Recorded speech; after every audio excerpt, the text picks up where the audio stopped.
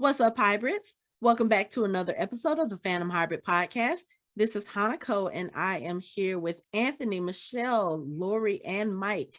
And we are discussing the new HBO Max series, The Last of Us. Yes, we are covering it just like everyone else because this show is awesome and it deserves it. Like, we got to talk about it. So, anyway, The Last of Us is a brand new show. It features Pedro Pascal, who most people know as Oberyn Martell from Game of Thrones or as the Mandalorian.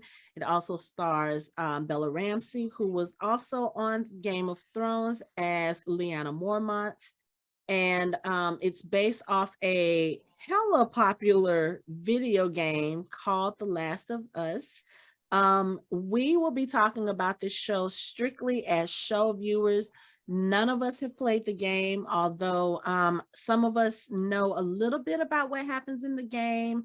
I think Michelle and Anthony's they have a family member who plays it. Mike has watched someone stream play it, but other than that, we are coming to this with very fresh eyes, knowing nothing about this universe, and we're going to talk about the show. So let's get into it. First reactions. You got me to watch a zombie show. You got me to watch a zombie show. Damn it! And I like it. Okay, as I'm kind of with Lori. It's like when I was watching the first 30 minutes, I was like I was like the stereotype of black people in the movies. I was just like, don't go in there.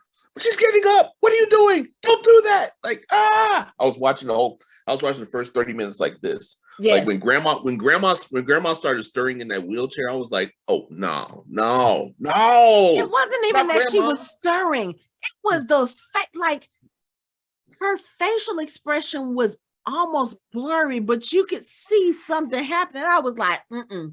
And then she was fast. I was like, oh no, go.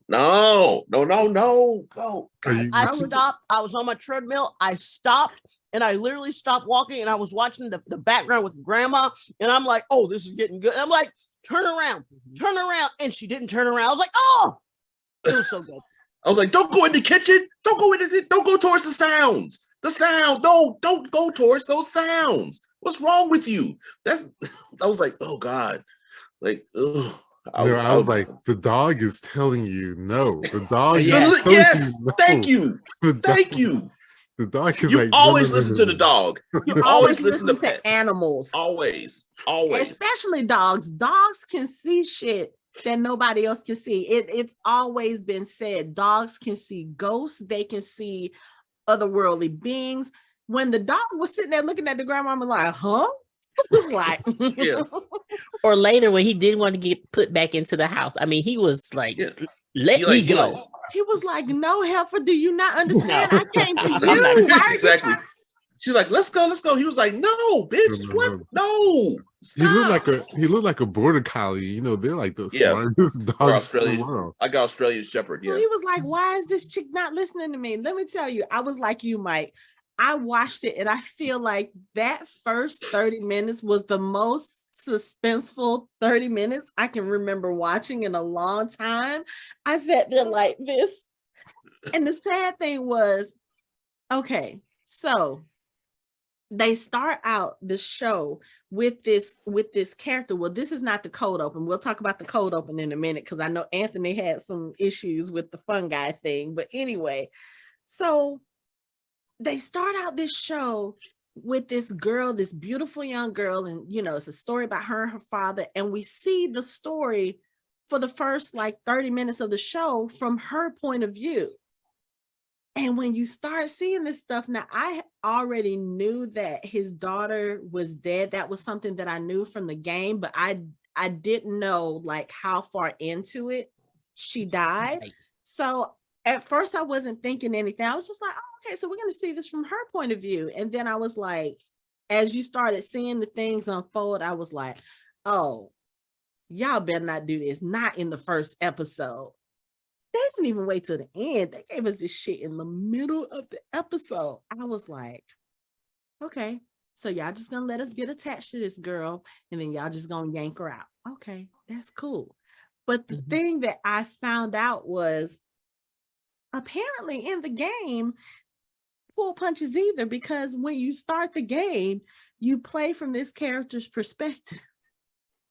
And then there's also, from what I heard from Carlos, who is one of Anthony's co-workers and one of our loyal listeners, he was like, yeah, the way this gameplay is, he said there's like two characters in the game that are both good guys, and you can play as either one of them. But the thing is, they're trying to kill each other for various reasons or whatever. He was like, and you're sitting there like, are y'all really going to make me do this? I said, oh, okay. So this is what we have to look forward to. Okay.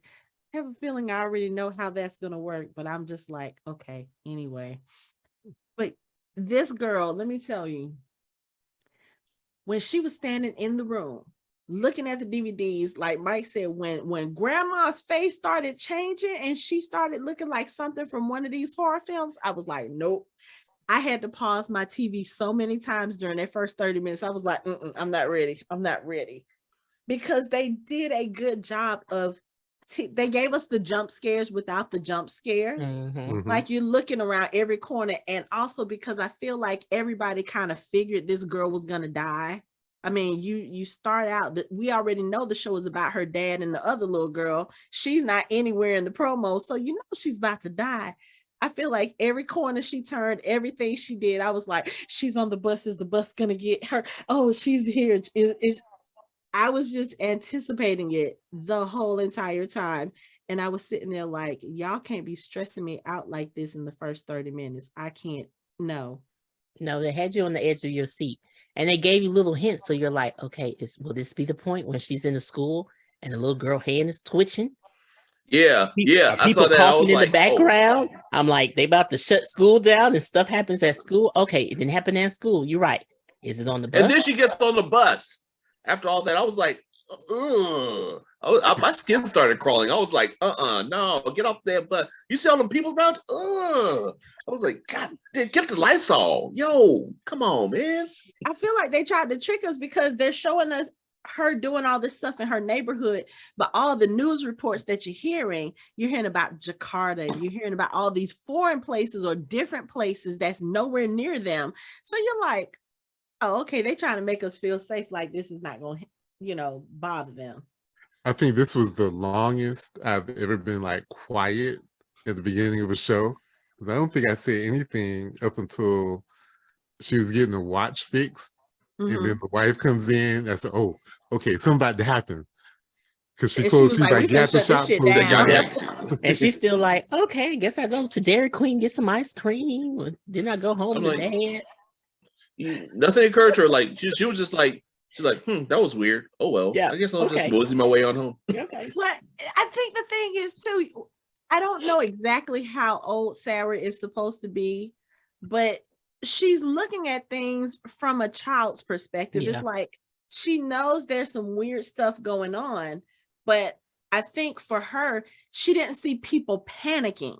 Like this wife, the watchmaker's wife, was the first person who had a little bit of urgency about herself. But like when she's listening to the news that morning, when her dad and her uncle are in the room and they're sitting there talking about, oh, is Jakarta a country? Oh yeah, I think it's a country in Asia and all this other stuff. They're having trivial conversation, like they're not concerned about what's happening on the news. And I think it's reflective of us in real life, because sometimes we can have the news going on in the background, but if it's far away that it's not affecting us directly, we don't really pay attention to it.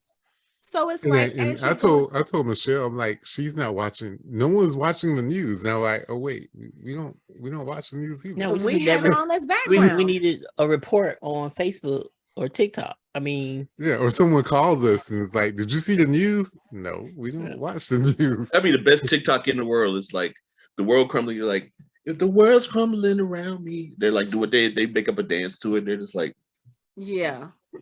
But like, and even when she got up and her dad wasn't there, and on the TV it says stay indoors.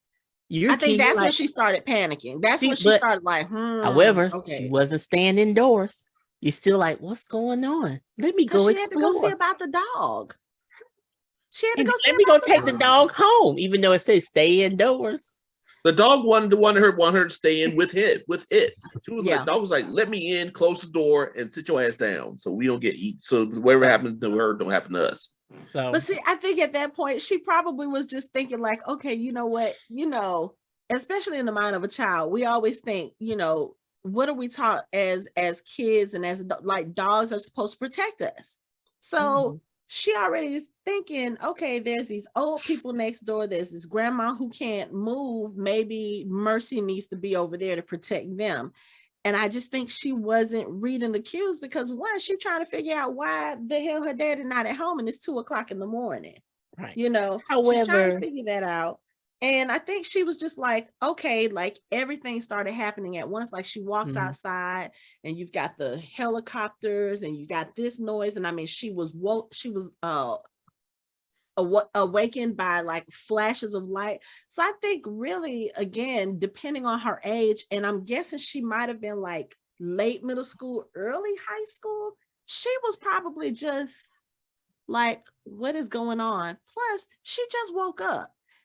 Most of us are not at our best mentally when we wake up. We're still trying to figure out which way is up when we get up in the morning. right. And guess what? We can discount her age because actually there will be 4-year-olds, 50-year-olds walking outside like, what's going on?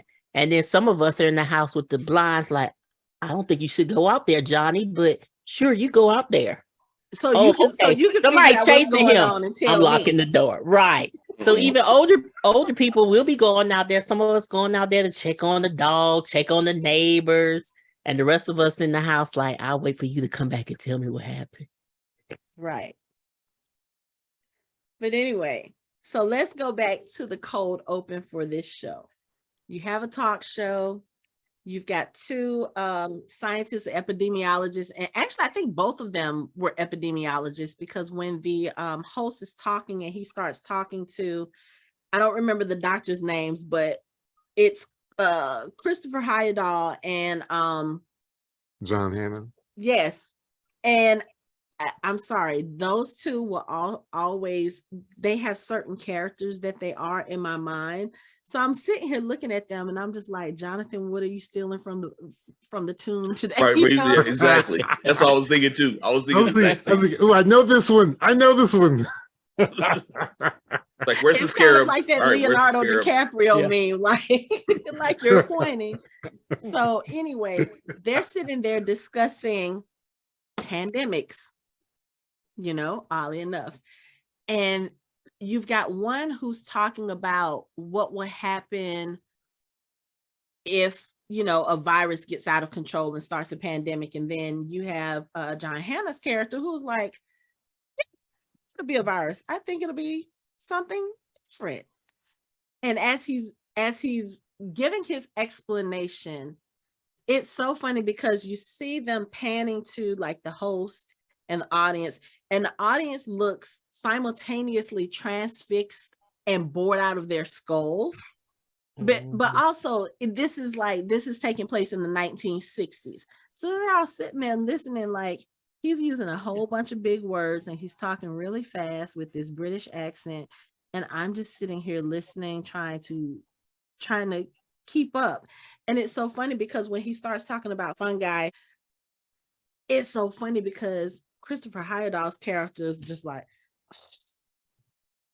and it's funny watching these two dynamics because you have these two people who are both very knowledgeable in their field talking about the same thing happening, like what would happen if a pandemic happened and this, that, and the other, but they're looking at it from two different perspectives. And I was just sitting there like, yeah, it's going to be the one that everybody's laughing at that's going to be the problem. Like everybody always expects the one that's widely thought of, the one, the theory that's widely tested, like, oh, okay, yeah, we're going to prepare for that. It's always the ones you don't know about coronavirus that sneaks up and shuts shit down. Mm-hmm. And that's exactly. And no one's going to believe that fungus creates all this. And then he had no hope. Like, there's no cure, friends. There's no cure. No cure, no treatment, no nothing. Nothing. And everybody's just looking, and host is like, we'll be right back. Okay. Like, oh, aren't you a Debbie Downer? But it's so Right. funny because in our group chat, Anthony put it, he was like, fungi? Really? It's a fungus? Guy. Like, you're the science guy, Anthony. You tell us. I love it. And I'm science girl. I love it. It's something I different. like it because it's so different. It's different. different. It's different. It's something that you don't think of. It's something that could evolve. There's different things that could evolve that we just never think of. And I like how they threw in fungus. And the Oh, way that it's he just was scary that it's describing it just- was so because- detailed. Yeah, but because it's a real thing. I mean, Yeah. like it's a real fungus that actually does exactly what he said it does. It's It's just just that they don't evolve that it gets people. right. So, you know. Yep. But I was And like, that's okay. probably why how a lot of people received it. Oh, fungus, really? Yeah, like, well, really? Fungi, Mhm. really? Mhm. Or- All I was thinking about was me popping all those puffball mushrooms when I was a kid, and I'm like, oh shit, I'm gonna die. Am I gonna die? Like shit. Yeah, you used to see him like because I grew up out in the country, and maybe like these big puffballs of milk food. We'd run up to him and kick him. Yeah. Yeah, exactly. Boy, nah, we're not doing that no No more. more. Nah, I'm good. I can't. I don't even want I'm good. Like, nah, man. I'm mowing the lawn. I see one. I mow right around it. Right around I'll it. come back to that later. Like that's a weird pattern in your lawn, Anthony. Don't worry about it. Just stay out. Just stay out. Right. Don't ask questions. Just Keep leave it on alone. moving. Just leave it alone. The other thing about this beginning, I don't know how HBO shows find their artists and their graphic designers, but this opening was creepy but beautiful. I mean, The slime again, mold. Yeah. yes, and the way that it just kind of fans out, and it looks pretty, but at the same time, it's so deadly, and that's I feel like that's kind of what they're showing us is like, yeah, even beautiful things can come out and kill you because it looks like just regular vegetation growing, but because we know what the nature of the show is, you look at it in a different light. And then of course, when it comes to that face, the emaciated face, and you've got it's beautiful. And I was like, again, it puts me in the mind of the Game of Thrones opening. It puts me in the mind of the Westworld opening, just these beautiful graphics and this beautiful art. And it's just, and then at the end,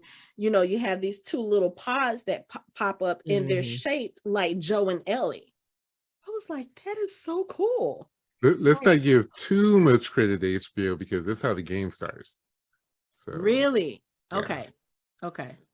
So But yeah, it's like that's a rabbit hole that I've been down a couple times, like looking at YouTube videos of slime mold, like watching it creep along and just like crawl over logs and stuff. It's like, why am I not surprised? Oh it's my goodness. cool as shit. It's so fucking cool. It's like you see it like creeping over stuff and it's like extending and spider webbing all around. It's like that's actually pretty cool. It's like you lose. Next thing you know, it's like an hour and a half later, and you're just like, and you're basically a slime mold zombie looking at that shit. So this says a lot about me. But anyway, before we move on, I want to say I did like the co-opening because from a person who watched shows like this about zombies or anything that's affected by science, I always want to know how or what it is. And they didn't, they gave it to me. So then I can just enjoy the rest of the show and not try to figure out, what is this? When did it happen? Where did it happen? How's it affecting our body? I already got it. You gave me a clear picture. Thinking about a certain other zombie show that we watched that still hasn't given us. That gives me nothing. I mean, I truly enjoy that show. I love it, but I would like to know those things. And going into this show already getting this information is fantastic. So I can just enjoy the show and not have all these questions. I agree. I was like, oh, okay. So y'all are telling us how this, Tell us. they're telling us what it does. but Yeah. we don't yet know like how it started, where it started. I don't know what's going on with my camera. Hold on. It's happening to Hanako. It's happening to her. I don't know what that was with my camera. I'm so sorry, but we're going to keep on. But yeah, it's kind of like you were saying, Michelle, it's like we know what the cause is, but at the same time, we don't know what caused it. Like what was the event that Exciting event. started all of this? You know, everything that we see. Well, I was listening to the official HBO The Last of Us podcast today. I listened to a few different ones, and they said that they're not going to come out right now and say exactly, but according to them, they told you exactly how it happened in the first episode. Mhm. You just gotta pick up the clues. And so I was listening to another official podcast, and they were saying that if you pay attention to what the family did, one of the things that they did is they didn't eat any gluten. If you notice, instead of when they got KFC, instead of fried, it was grilled. If you notice, they didn't eat any bread. She didn't eat any cookies. They were saying pancakes. or pancakes. Exactly. They wanted Right. pancakes. Right. No, nothing with flour. The other thing is that maybe she noticed that things were happening because when she's in the classroom, the teacher says that the quiz is tomorrow, but that's a Saturday. Her classmate seems really fidgety. So they basically planted everything we need to know science-wise. You just got to pick it up. And I thought that was fascinating. And what's her name made oatmeal raisin cookies instead of chocolate chip cookies, Exactly. which saved her life. Oh, yeah. Exactly. Yeah. Yeah. Mhm. Okay. Yeah. So I just thought that was kind of cool, actually. That's interesting. I did catch the teacher saying there was a quiz tomorrow, and then Dad later said, "Oh, tomorrow's Saturday." I'm thinking, well, damn, where's she going? Saturday school? But I was Yeah, like, you're okay, right. maybe it Mhm. was Yeah.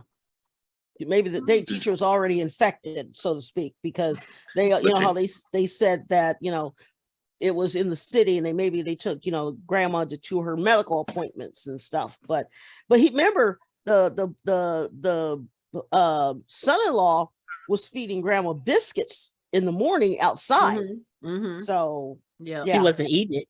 no, She wasn't well, eating it. he put it in her mouth, but she Yeah. wasn't chewing. So Uh-uh. but yeah, no, I thought that was very interesting. They also said that the federal people, I guess in the game, they really don't give you a lot of information, but I guess in the series, they're going to give you pretty much a whole backstory of how everything comes down. But like I said, I was fascinated because once I listened to the fan one first, and then I listened to the official one, and just the way that they broke it down, I'm sitting here, this is probably one of the smarter ways to do a show. Now, the show that I used to watch a little bit, that I was fascinated by, was a show called The Last Ship.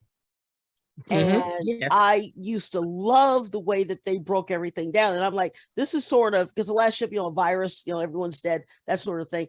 But for this, I was like, okay, they're, like Michelle said, they're going to be very smart with this show. Very smart. Mhm. Okay. I never would have thought, like, I figured the food thing was going to be important, but not to that extent. I was just like, they just keep showing us like they're bringing food into this a lot. But I wouldn't have thought, like you said, like everything they're eating is gluten-free. Like, and I guess because I don't have those sensitivities, I don't even think about it. But again, it's kind of like her watching the news. All that stuff was happening far, far away. So she wasn't paying attention to it. So it's like, I'm not thinking about, oh, maybe, you know, you just think about that kind of thing. I was sitting here trying to figure out, like, oh, okay, like, did she touch somebody? Was it something dirty on the bus, or was it when the watchman, you know, that sort of thing? Like, what are the obvious clues, I guess? And I wasn't looking for the background stuff, but that was pretty interesting. So, okay, let's talk about these characters. So the show starts out, and it's about a man named Joel Miller and his daughter Sarah, his brother Tommy. And let's talk about the daughter, Sarah. Yes. I kept looking at her trying to figure out, I was like, I know her from somewhere, and I'm thinking it was her. No, this is the child of Tandy Newton. And I was like, oh yeah, she absolutely stole her whole face. Right. Because I was watching it and I did talk. I was like, Anthony, I think that's Danny Newton's daughter. I had to go look it up during the time. I'm like, she looks just like her. And they were like, yes, that is her daughter. I'm like, wow. Oh my God. Just like her. Just stole her face. Yeah, I saw a news article earlier today that said that. I was like, huh, that does look like her. But yeah. But even mannerisms. She has a mom's mannerisms too. The head turn, the way that she holds her mouth. Exactly. Now, how old is the child? Is she a child, or is she a teen, or a teenager, or is she an adult? You mean the actress? Yeah, Nicole Parker. Because let's see. I don't know. She's 18. She's 18. Okay. So yeah, but she, like, I kept looking at her trying to figure out where I knew her from. And then when she's in school and she's writing and she looks up, I was like, oh, that should have told me right there. She looks exactly like her. But anyway, so like I said, we start the story out with from Sarah's point of view. She's getting up, it's her father's birthday, and we see basically, you can tell the dynamic of the relationship from start. Like she's the little mother of the family. You know, it's obvious dad works hard to try to take care of them. He's a single parent, has his brother coming by, and you know, they all have, it seems like a really good relationship. You know, they're all very playful with each other. It seems like they're all in a pretty good place at this point.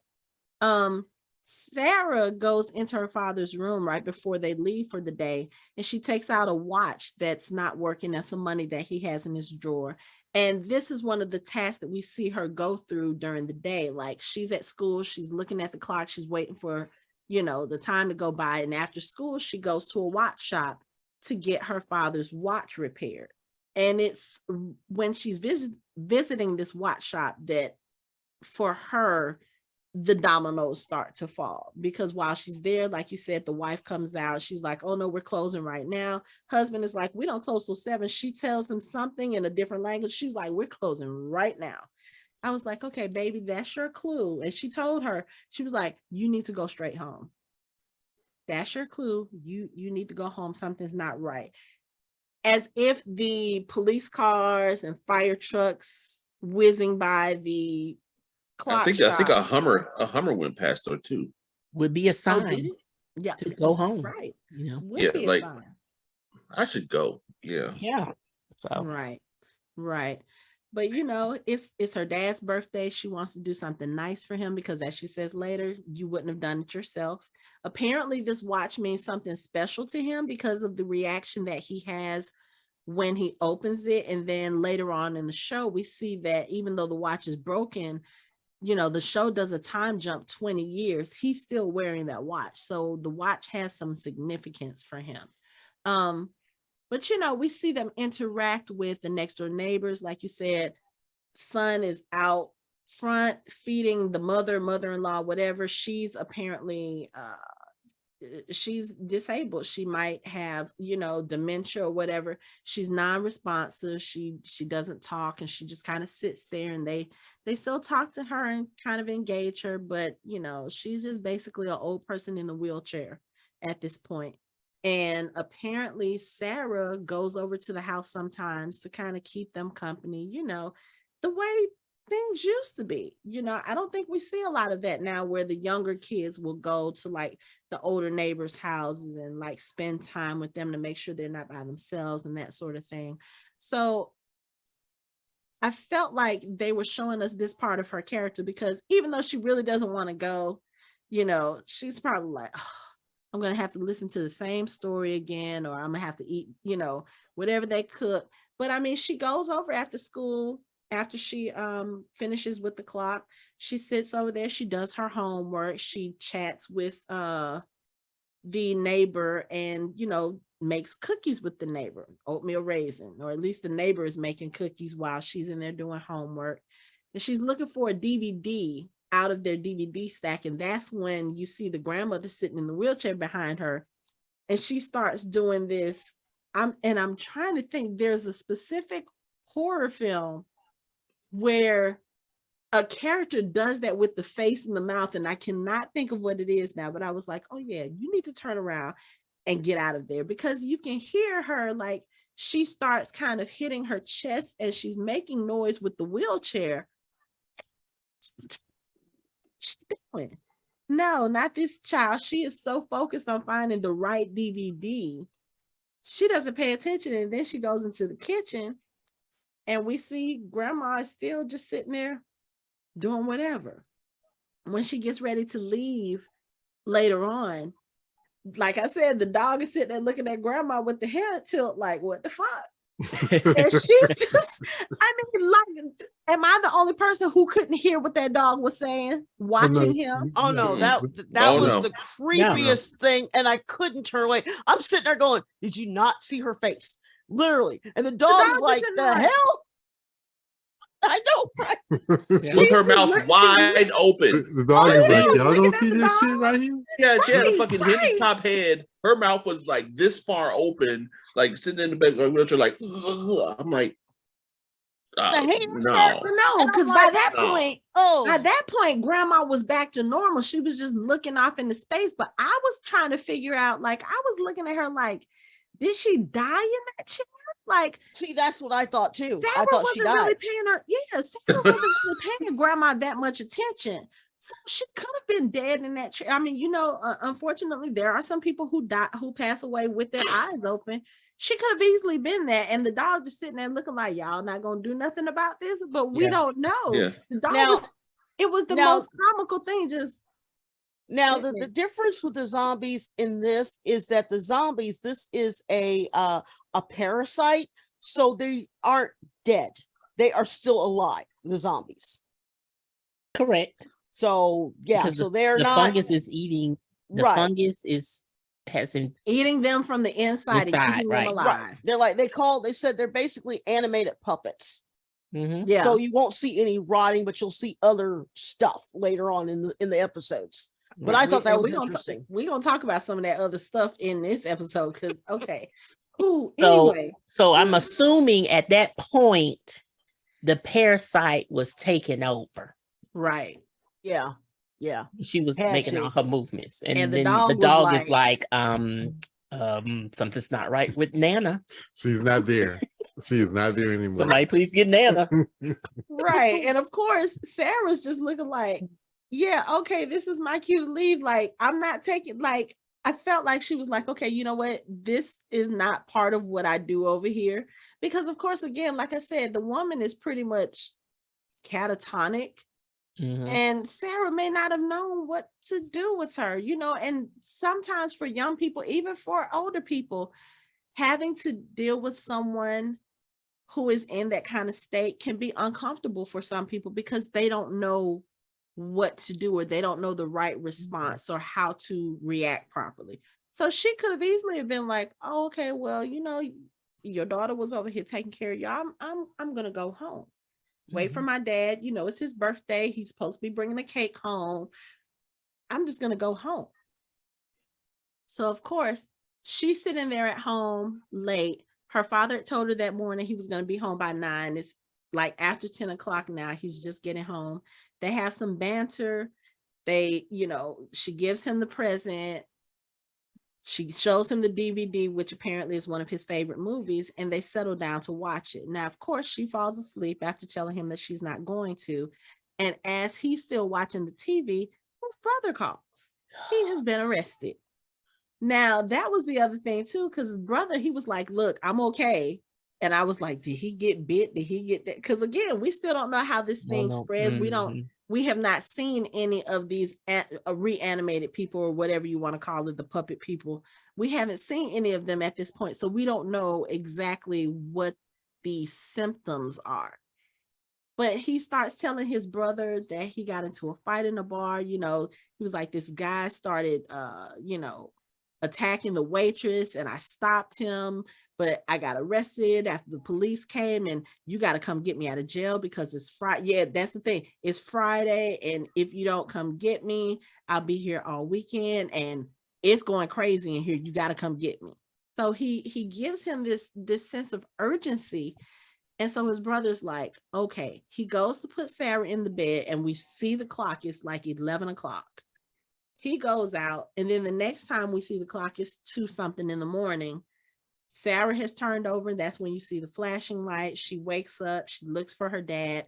She walks outside because Mercy, he comes up on the window. When I tell y'all, I was like, out of all the things in this episode that would give me a jump scare, it's the dog tapping on the window like, excuse me, please let me in.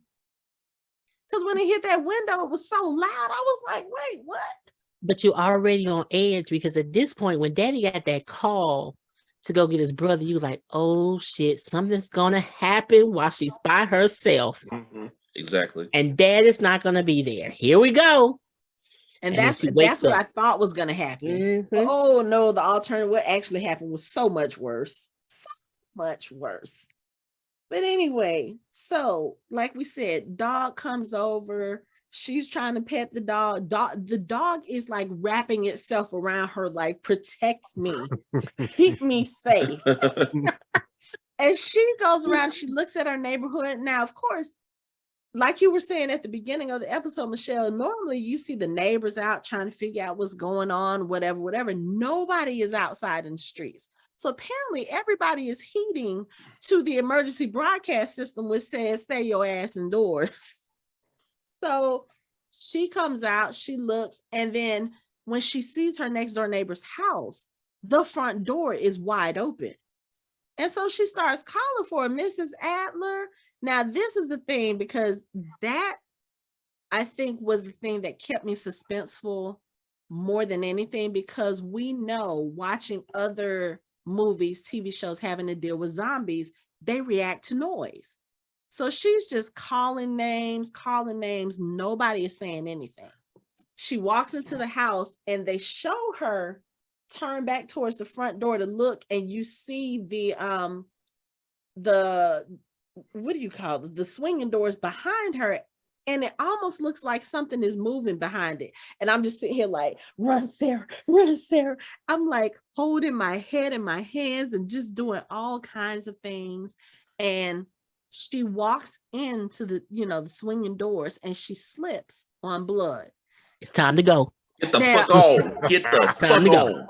Now, I understand her wanting to be nosy. No, because there's that curiosity. No, I don't. No. I don't care. This could be the episode of Snapped. I'm going home too. This series would have been over at that point. You'd be like, and I'd be like, nope, roll credits. I'm out.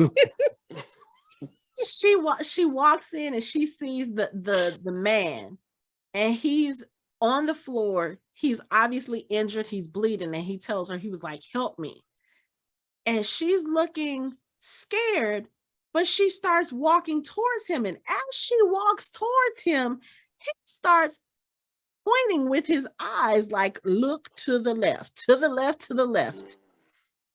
She turns and looks, and Mrs. Adler is on the ground, and Nana is biting her neck. And when I tell y'all, when she lifts up, and she has hair in her mouth, and the hair is actually moving. I paused my TV and I had to wait like 15 minutes before I started that shit again. I was like, I think I prefer my zombies using their teeth and not tentacles coming out of their mouth. I'm just saying. That wasn't tentacles. That was Mrs. Adler's hair. No, that's not. No, that was the fungus. That was the fungus. Trying to embed. Okay, trying to embed in the mama. Fungus. Yeah, that to spray it. And if you watch it carefully, you'll see pieces of it just pull and then go into it. I thought that was hair. No, I watched it twice. That was the fungus. That was the fucking fungus. That was the fungus. Yes. It's trying to spray it. Y'all finna make me go watch this a third time, because I was like, I thought that was her hair, and I thought it was moving because it was in her mouth, and I thought like her tongue was moving. Oh my God. Okay, so now I gotta go back and that makes it even more gross. Yeah. It's like I'm watching it now. It's like you can see when she pulls up slowly, you can see like you can see the moving in her mouth. And it's like And then you can See, see but the that's other why I pieces said go I thought in. that was something like I thought because she had been eating, you know, when you eat, you're sitting there, you're moving the inside of your mouth. I thought that was hair, and it was because she was still like her tongue was still moving. That's what I thought that was. Because the first time I looked at it, I was like, what the fuck is that? The first time I looked at it, I said, is that hair? It's not hair. Oh, It's not spaghetti. It's yeah. It's the, It ain't mom's spaghetti. Angel hair pasta. Angel hair pasta. I hate y'all. I really do. Y'all have been on a roll the last few episodes. I'm telling you. Okay, hold on. I'm looking at it in the background. And the sad thing is Mrs. Adler is still alive because you see her down there moving. So okay, grandma. and now she's gonna have the virus too. I mean the fungus too. Yeah. Oh my God, you guys are right. Oh Yeah, my God. yeah. Yeah. You missed that. No. Really thought it was hair. Mm-mm. Oh my God. Girl, hair don't move like that. No, it doesn't. Well, again, I didn't think it was the actual hair that was moving. I thought that because she had it in her mouth, I thought she was still like chewing, and I thought that's what was causing the movement. Oh my God, that is so gross. Yeah. That is so No. gross. But anyway, so Sarah sees this, and she very appropriately has a look of shock. Well, I'm sorry. That grandma couldn't walk a few hours ago. When she sat up, that should have been your cue to get the fuck on. But she took off, and grandma took off after her. I said, "Oh, we dealing with some World War Z shit." No, Right. absolutely Fast ones. the fuck not. Yeah. No. You see what my Nah, screen shut- name is? Fast Zombies Suck. Man. Yeah. Man. Yeah, mine's like, and mine is look, grandma's walking. She didn't even have to walk. All she had to do was sit up. First of all, the fact that grandma is in the kitchen without her wheelchair, like the wheelchair was still in the living room when Sarah walked in the house. That should have been your first clue. No, excuse me. That should have been your second clue. Mercy coming over, looking at you like, please keep me away from that house. That was the first clue. And then when she tried to bring Mercy, Mercy took the fuck off running. Mercy was like, I'm not going back to the house. So yeah, Sarah had plenty of clues. So anyway, and then you get the lesson of not being a nosy fucking neighbor when they were driving away and he hit the two zombies coming at him, and the neighbor came out was like, "Oh my God, are you okay?" with the fucking flashlight. I'm like, you deserve to get just gone. Bye. And I got there yet because we gotta talk about the fact that as Sarah's running out the house, her dad and her uncle pull up in the truck, and first thing her dad says, get in the truck. Didn't ask no questions, didn't ask why are you out of the house. He saw her, he was like, get in the truck. And then here comes grandma, she trips on the porch, she comes running after him. And dad and uncle are looking like, the fuck? Oh, he was ready because he had a long wrench in his hand. He had a wrench. Oh boy, had the right. He was like, I got you. Right. So he hits grandma, and of course Sarah is still trying to process all this shit in her mind. He was like, okay, I'm so sorry. She was like, you killed her. Yeah, I'm so sorry, but we gotta go. And then of course, you start seeing the flashes from all the stuff happening, and they get ready. They go into the cul-de-sac, and they turn around, and one of the neighbors comes out, and Joel is telling her, get in your house and lock your doors. So when they turn around, of course, Mr. and Mrs. Adler have now come out of the house. They come towards the truck, and Tommy basically he hits them, runs them over, and the neighbors exactly like, Joel. I was like, you about to die. You about to die. And they do. You about to Are die. you okay? Like, are you okay? Like, you ain't okay. You about to become fungus food. Like, yeah, right. No.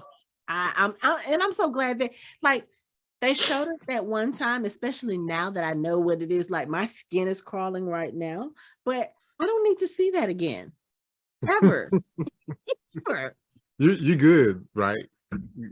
You good. We don't have to see no zombie bites. Not those kind. Not those kind. So Tommy and Joe and Sarah, they're in the truck, and they're trying to get out of the area. And of course, you know, traffic's blocked. You've got helicopters. You've got, you know, they're going down the street and one of the neighbors' houses is on fire. So they're sitting there trying to figure out what's going on. And they're talking to each other like, oh, okay, well, they're saying it started in the city, is this, that, and the other. And Sarah is the one who's sitting there thinking, she was like, so they're saying it started in the city. So they took Nana to the hospital. So do I have did I have to be exposed to them for long? Like, she's sitting here trying to figure out, is she gonna be the next one?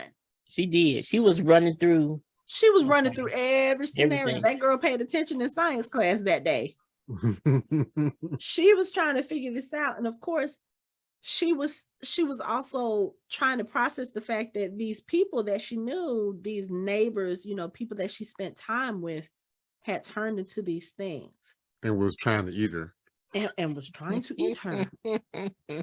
And then they come across a couple on the side of the road who has a child. Now, Tommy wants to stop. Joel is like, nope, keep going. Tommy's like, they have a kid. He says, so do we. Keep going. I was like, yep, this is the part of the story where you start to see who's going to go what direction. Well, we don't have time for that right now, though. We'll figure that out later. Exactly. Because right now, we don't know if you're going to have some tentacles coming out when you get in the car. So we ain't picking up no strangers. So and sorry. You got to think about it. We don't know if Joel and Tommy have seen what it is up close, not in the way that Sarah has. They know something because the way they drove into that driveway, they didn't even park in the. They were on the grass, and Tommy had his rifle out. He was ready, so they know. But what I'm saying is, they probably saw the reanimated people walking, but as far as seeing like that coming out of the mouth, I don't think they've gotten that close, because at this point, the way they're talking about it, they still don't know what the fuck it is. And they're saying the people on the news don't know what the fuck it is. Like, it started out as some violent incidents in the city, and then it just kind of blew up. And of course, everywhere that they're trying to go, traffic is backed up. You've got helicopters going over the traffic. And I'm sorry, anytime you have a situation like that, you already know things is fucked up. When the military is watching you on the street, not even just regular copters, military. It's over. But this is the time for everyone to go get them a truck. Girl. Yeah. 4-wheel drive. Thank you. Because we'll be exactly. And make sure it runs, so you're not on the side of the road trying to flag somebody down, trying to get out of town like you. You best like, believe. Stop. Like, shit. You best believe some shit go down. I'm coming around the corner to Michelle and Anthony's house. I'm be like, just put me in the back of the truck. Just put me in the back of the truck. Because I'm sorry, we're not going to sit in traffic. We're going to be all over the road, in the grass, on the mountain, on the hill. Right. But while they're driving, here comes airplanes very close to the ground, like in succession. And they're sitting here trying to figure out, here comes the cops blocking traffic. They try to go a different way. You've got people spilling out into the streets from the city. Everybody's panicking, this, that, and the other. And Tommy, again, is trying to stop because he's like, I can't run these people over. Joel is like, run these fuckers over. We got to get going. We got to go. We'll figure this shit out later. They just narrowly avoid getting sideswiped by a truck, and that was the point. I'm still sitting here like, oh my god, what's gonna happen? So once they realize the path forward is blocked, there are some fire trucks that's blocking it. Of course, there's people running the streets. They try to back up, and Joel and Tommy are sitting in the front seat having the stupidest conversation. Back up. We need to go faster. Shit, I'm trying to back. Like, they're having the stupidest conversation. And Tommy is like trying to drive. Joel is trying to get him to go faster, which I know they're panicking. They're both panicking, but it's really stupid. And in the meanwhile, Sarah's in the back seat looking out the window, and she's like, guys, there's a plane like right behind us. And this airplane crashes into the street, explodes, and then there's a piece of something from the plane that crashes through the truck window, and then the screen goes black. And at this point, I was like, it was a landing wheel from the plane. Okay, is that what it was? Because I couldn't tell what it was. It ricocheted off the building and hit them. Okay. But I did notice, like, I have it playing in the background. It looked like in the crowd of people, some of those people weren't right. Oh, Like, okay. they were walking a little funny. They were attacking other people. So it was Okay. already spreading pretty. See, I couldn't tell if that's what it was because again, I'm more so paying attention to what's happening in the truck. So Yeah. I'm just thinking that everybody is just kind of panicking out front. And of course, when it comes to something like that, you're gonna have people who are like, "Oh, you're in my way. I'm gonna throw you down, or I'm gonna do this," or people who are trying to pull you down. You're gonna fight back, and so that's what I'm thinking is going on. I'm paying attention to what's going on in the truck because every single moment that they are in this truck, I'm scared Sarah is about to die. So that's the only thing I'm caring about now because I'm like, she's gonna die. I already know she's gonna die. It's not Yeah, all of it's- them. It's like just a handful. Yeah. Okay. Yeah, and then it's like some of them are like there's some people trying to run and get away, and the zombie creatures come from the side and tackle them like a linebacker. Just like took them off their feet. Like It's like you got the damn. crowd running one way, and it's like one or two people going the opposite way, and those people are not right. Okay. And See, then something happened in the movie theater because everyone took off running out of the movie theater. Yeah. Yeah. They didn't walk out.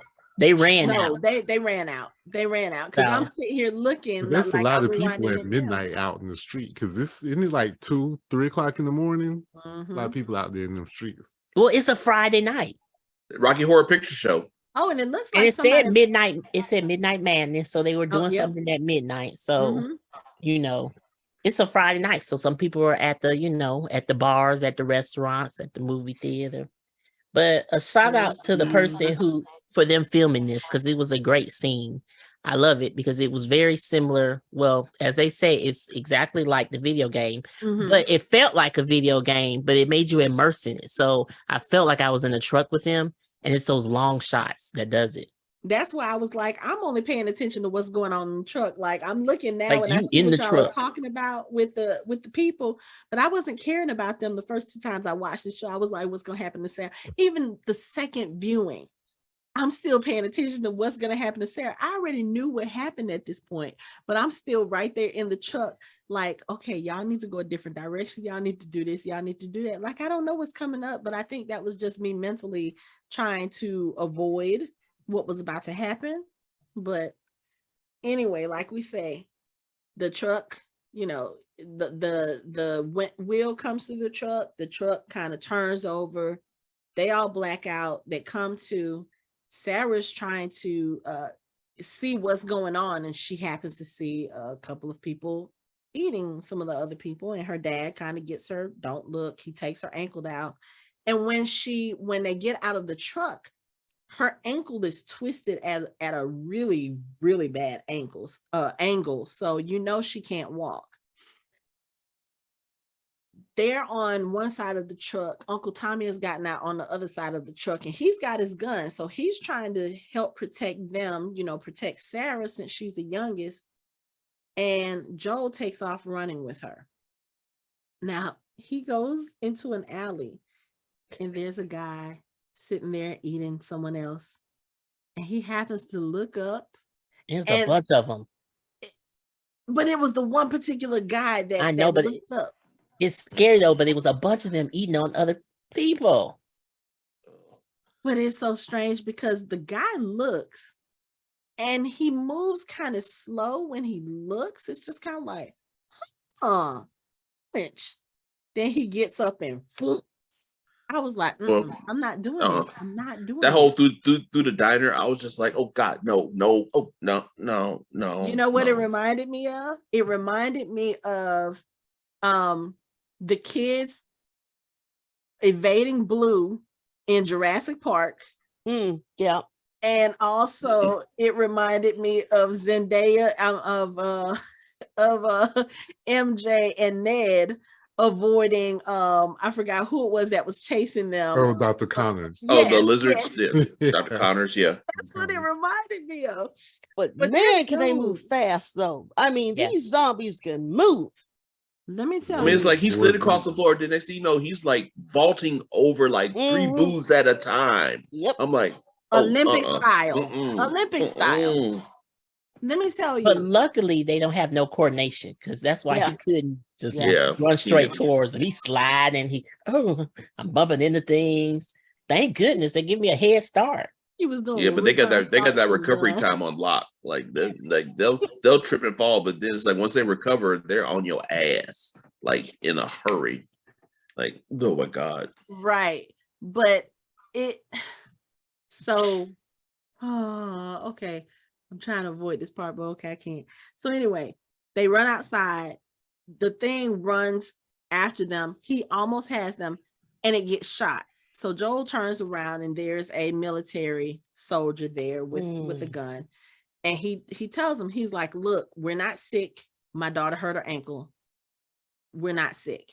And so the soldier gets on the radio. And it was at this point that I realized, I was like, okay, this is going to go in a different direction than I'm used to seeing. Because usually in shows like this and scenes like this, you have the parent or the child who is pleading with the soldier. And, you know, the soldier kind of looks at them and they're like, for whatever reason, they're like, oh, I got a child at home, or they just have some compassion or whatever. And they usually let them pass. It was very clear to me that was not going to happen in this scene. And I was just like, oh, so is this what happens? I didn't really think this was what it was going to be. But the soldier gets on the radio. He gets some orders and he was like, are you sure? Or, you know, basically like, say that again. You want me to do what? Okay. He gets off the radio and he, you know, points the gun at them again. And Joel is like, we're not sick. We're not sick. Please don't do this. The soldier starts shooting. Joel takes off. They fall down a hill and the soldier follows them, is getting ready to shoot Joel. And he was like, yo, man, I'm sorry. And then the soldier gets shot because here comes Uncle Tommy to save the day. So as Joel is sitting here, like trying to wrap his mind around the fact that a soldier just shot at them when they were healthy, that's when Tommy looks at Sarah and realizes, uh-oh, we got a big problem. Sarah has been shot in the stomach.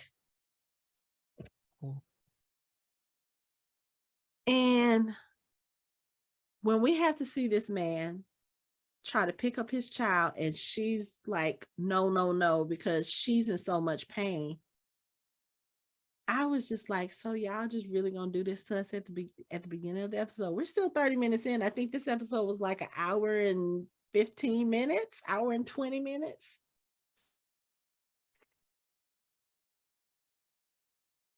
I was in my feelings. I was like, y'all actually shot this baby. But I mean, I guess if I was in a similar situation, I probably would have too, because you don't know. Like, how many people are actually going to walk up to somebody and say, oh yeah, I'm sick? Nobody's going to do that, even if they are. No, but he could have go behind the diner and get all those ones that's on the ground eating the other people and shoot that whole group right there first. Well, they weren't the ones that were in front of him. Yeah, they weren't the ones that was in front of him. Let me walk away. That's like the same thing you say when a cop pulls you over for speeding. What about all the people being robbed? You want to pull me over for speeding? Well, what about all the people speeding past us? That's me. They went faster than I did. Got people committing murders all the way over here. You gonna stop me for speeding? Mm-hmm. Ain't you got nothing better to do? My money, I pay your tax. My taxes pay your rent. Pay your check. But you know, the other thing too, you got to think about it is, if you think about how quickly Mr. Adler turned, like he literally was just sitting there on the ground telling Sarah, help me. And then in the short time it took her to get outside, get in the truck and turn around in the cul-de-sac, he was out in the street about to attack. Mm-hmm. So maybe for that soldier, he didn't know if they were sick. Like, again, we know that it's a fungus. We've seen how they transmit the fungus. He doesn't know how long Sarah might have been injured. He doesn't know what might have happened. They could turn. And if what you say is true, Anthony, and they don't die, but this thing just actually takes over, That soldier could have been dead in seconds if he hadn't have acted.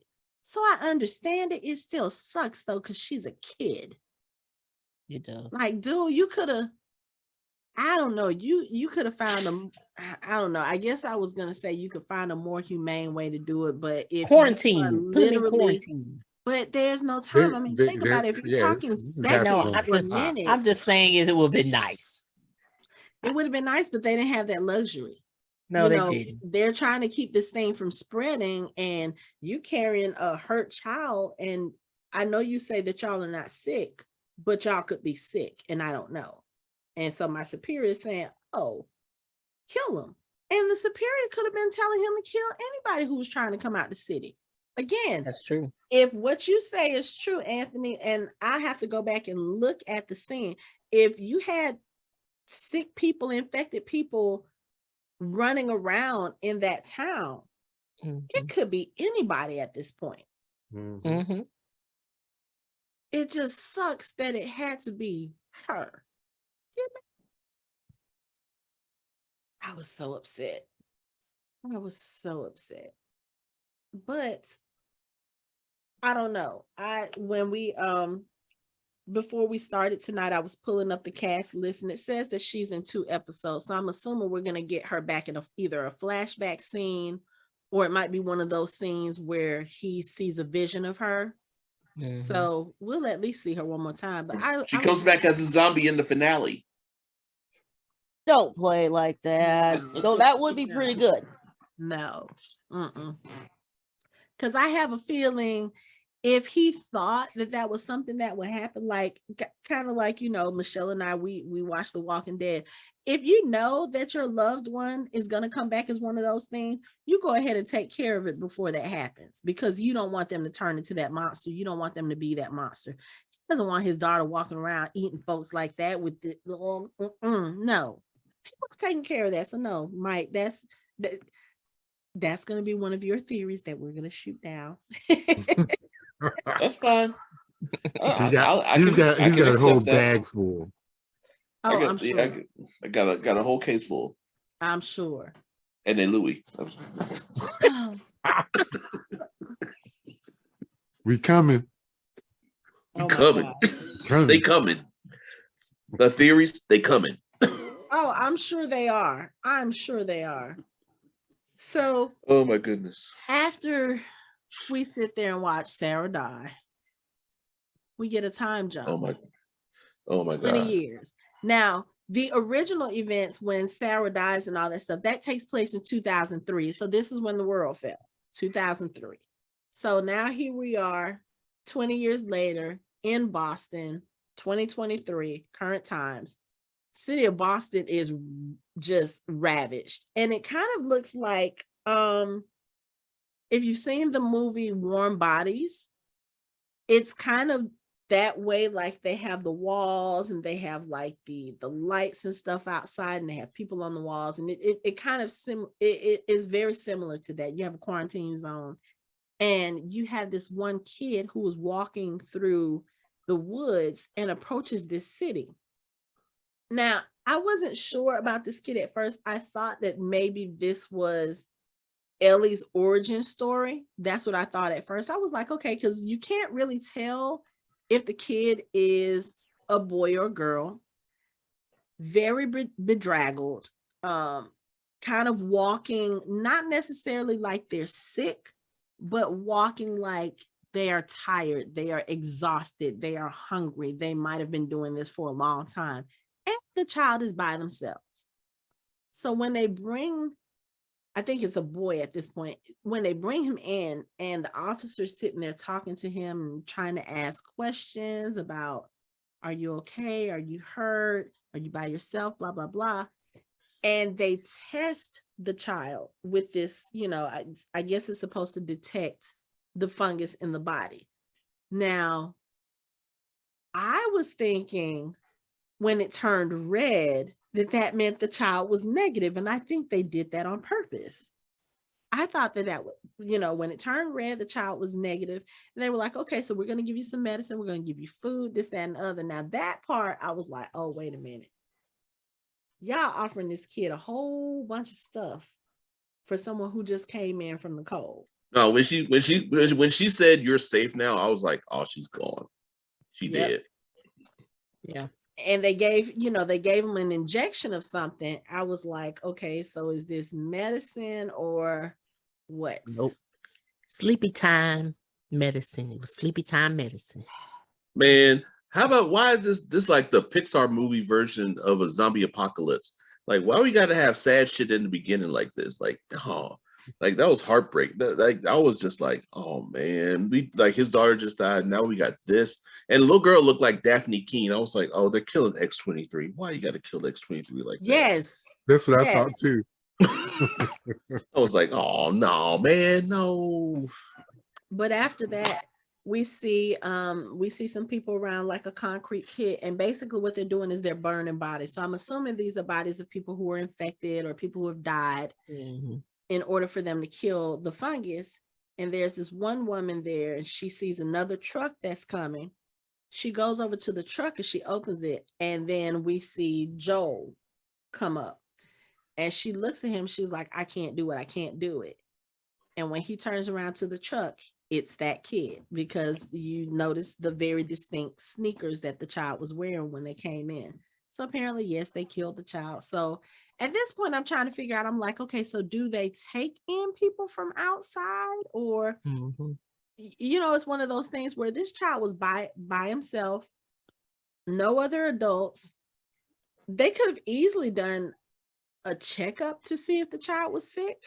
But that's what that was it. Yeah, I'm guessing that's what that was, because like I said, when I first saw the red, automatically you think green, go, red, stop, green, positive, red, negative. That's the way I was looking at it. But no, it's actually the opposite. Oh, yeah. See, I knew thought green means you're good to go. And red means no. So when I saw the red, I'm like, this boy's I was like, he about to die, All right, Anthony, I gotta get Yeah, it's like green's good, red is wrong. Right. Look at you, poet laureate. Yeah. Then they show you his knee or her knee, and you're like, okay. And then they show you the sign of how long it's gonna take to be infected. Yeah. I was like, oh, okay. Well, we're about to kill the kid. Right. And I wondered, because I noticed they had all the bodies hooded. I wonder if they do that because that's where the fungus comes out. Yeah. That I would think so. Yeah. And then I was concerned of the burning of the bodies, because then the fungus can spread in the air and you have spores. But then we learned later, if you listen to the showrunners, that they're not doing that. They're not dealing with spores in the air. So you don't have to worry about that. But that's what my concern was. I'm like, we need some N95 mask out here. Exactly. I know, shirts to cover up. Right. Like, that's not going. That ain't it. No. That was one of those changes they made for this, is to take the whole spore thing out for now. Okay. Because in the game, that's a big deal. Because in the game, they spend a lot of time in gas masks.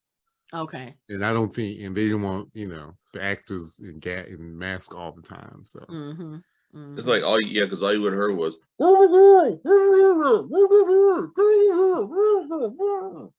yeah, and then and it it's really like mattered who you cast. Yeah. Exactly. You could add anybody. It's like Yeah. So anyway, after this, you start to see a little bit of the workings of their quarantine zone. You get to see how they earn their money, or not even money, they earn ration cards. There's a military presence. Everything is heavily controlled. You have people who are basically being tried and executed at the same time for unauthorized exit from the quarantine zone. So I guess these are people who are like, oh yeah, you know what? I don't want to be safe in here. I'm gonna go try my luck out there. Like, why? But anyway, so I guess that's some of those bodies that we saw too. But you have this one military officer who kind of signals to Joel. And then we find out Joel has pretty much become a drug dealer. I guess you got to make your money some kind of way. Just from what I got from him in this later part of the show, he seems pretty hardened. I'm pretty sure that the death of his daughter did some things to him.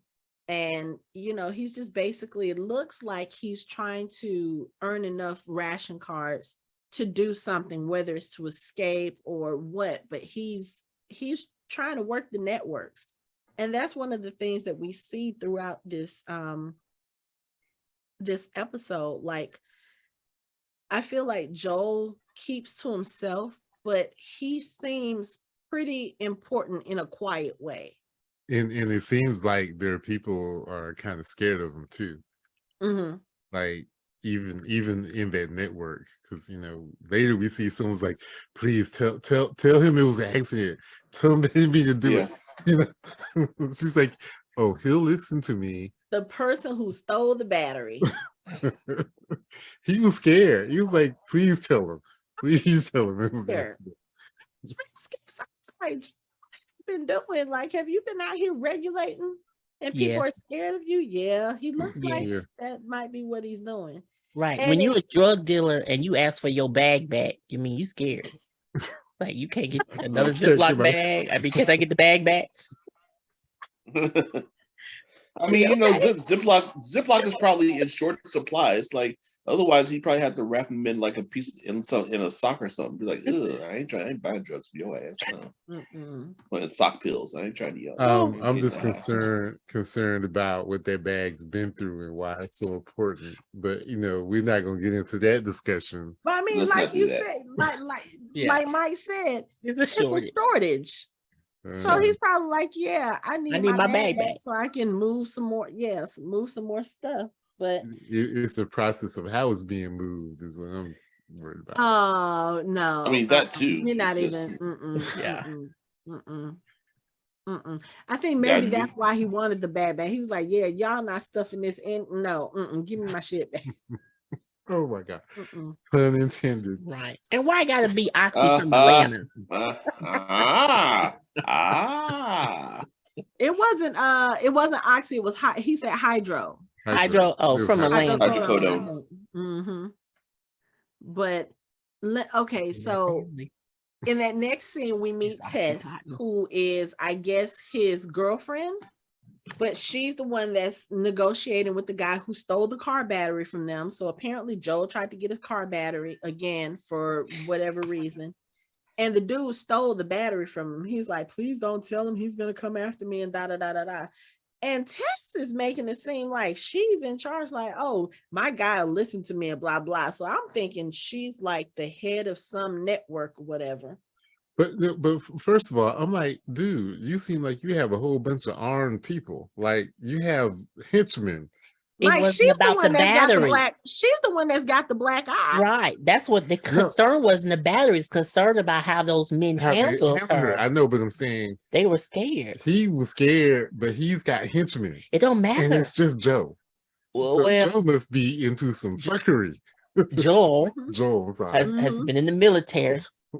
Right. Yeah, because we saw that at the beginning. His truck has a sticker on it. Right. And I think it's brother truck, but they both been in the military, so they're not playing with him.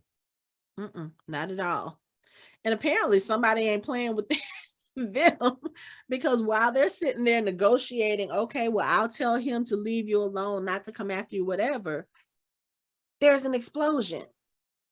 And when she comes to and she walks out, of course, battery stealer is long gone at this point. She walks out and there is a military vehicle that has been blown up. So one of the things that we see when we get inside and we start to see what's going on inside is there are emblems painted all over the place. And it is an emblem for a group called the Fireflies. And these are the rebels. Now, I will say towards the end of the episode, I'm still kind of sort of like, okay, so what are the rebels supposed to be doing? Like, obviously they've kidnapped this girl, Ellie, because we see that in the next scene. They appear to be fighting the military that's within the walls. So it's kind of like, okay, so are you fighting for the people? Are you fighting for freedom? Like, do you guys feel like, because of course anytime you see a setup like this, you have a group who feels like the military is lying to you and the people in charge are lying to you and they're keeping secrets and they're doing this to control you, which wouldn't be out of the norm. That's kind of what does happen. So we get this introduction to Ellie's character, and immediately I was sitting here like, she can't be cussing like this. She's too young. And then I have to remember she's 19 now. And I'm just like, wait, what? Because she was 11 when she started in Game of Thrones. And I'm just like, yo, It's been why that are all long. these people right? Mm. But anyway, Ellie seems to be a tough little something. They have her locked up in a room, chained. She doesn't know why. No one's telling her why. They're giving her these little, like, I guess, cognitive tests. Count from 1 to 10 slowly. And so she does, and she ends it with a nice little flourish. But I feel like at this point, they're testing to see what's going on with her, like if she's sick or not. So then we start to see a little bit more of the network after we're introduced to Ellie. You see Joel go to somebody and give him cigarettes. And this guy seems to be a person in charge. Like, he's got radio equipment behind him. People are in a long line trying to see him. So I'm guessing this is the guy who's in charge of getting things to people. And so what's happening is Joel is trying to figure out where his brother is. His brother has apparently been sent out, I don't know, for work, for a mission or whatever, and he hasn't checked in. And he wants to go and find his brother. And of course, they're like, oh, we can't let you go out, blah, blah, blah, blah, blah. So Joel, being Joel, he goes back to his house and he starts figuring some shit out. He moves his dresser. He's got guns. He's got this. He's got that. He's got a map. And he's sitting there plotting. And he's taking some of his own pills, like, what is the saying? Don't get high on your own supply. Dude, you're not supposed to be taking this stuff. And you chasing it with alcohol.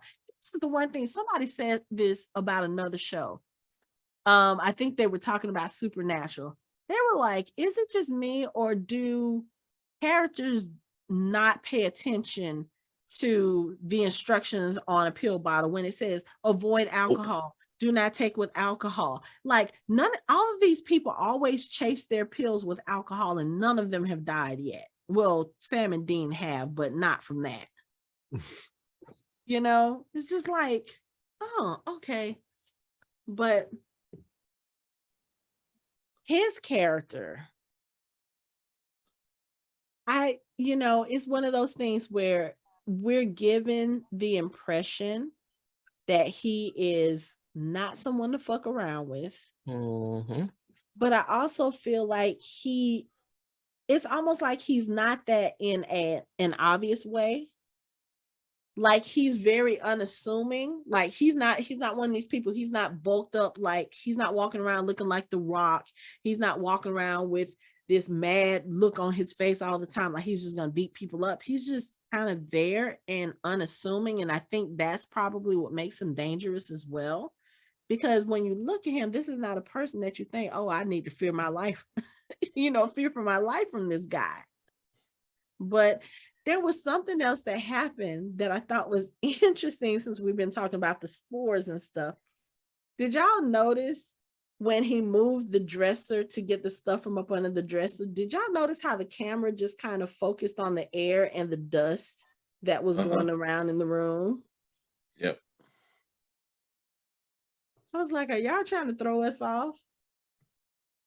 It's kind of like I was sitting here thinking, like Anthony talking about going through the fields and kicking the things, and that's what it reminded me of. Like, he moved the dresser and there's all this stuff, and literally the camera is right there. There's nothing else going on in the scene, in the shot. There's no him, there's no movement, there's just this dust moving.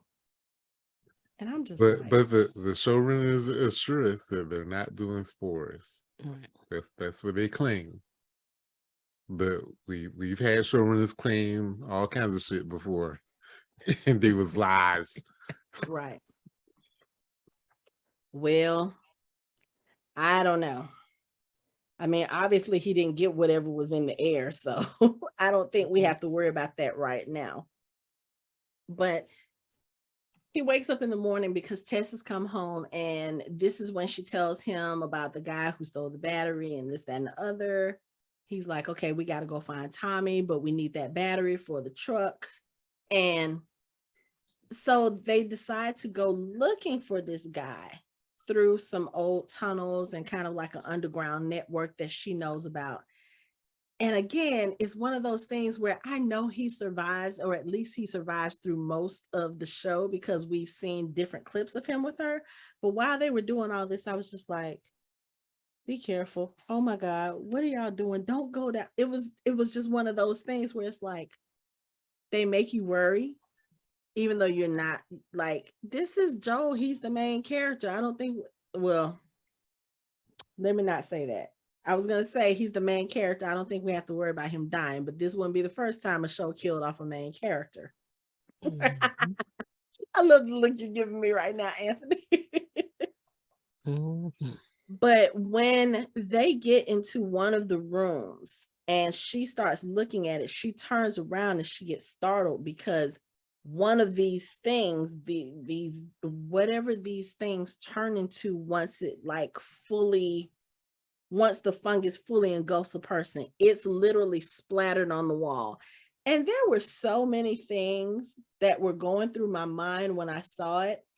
But looking at that and looking at like the promo for what's coming up in the season and just some of the other images I've seen since they started promoting this show, I was like, why are they bringing the cursed creatures from the Black Pearl into this show?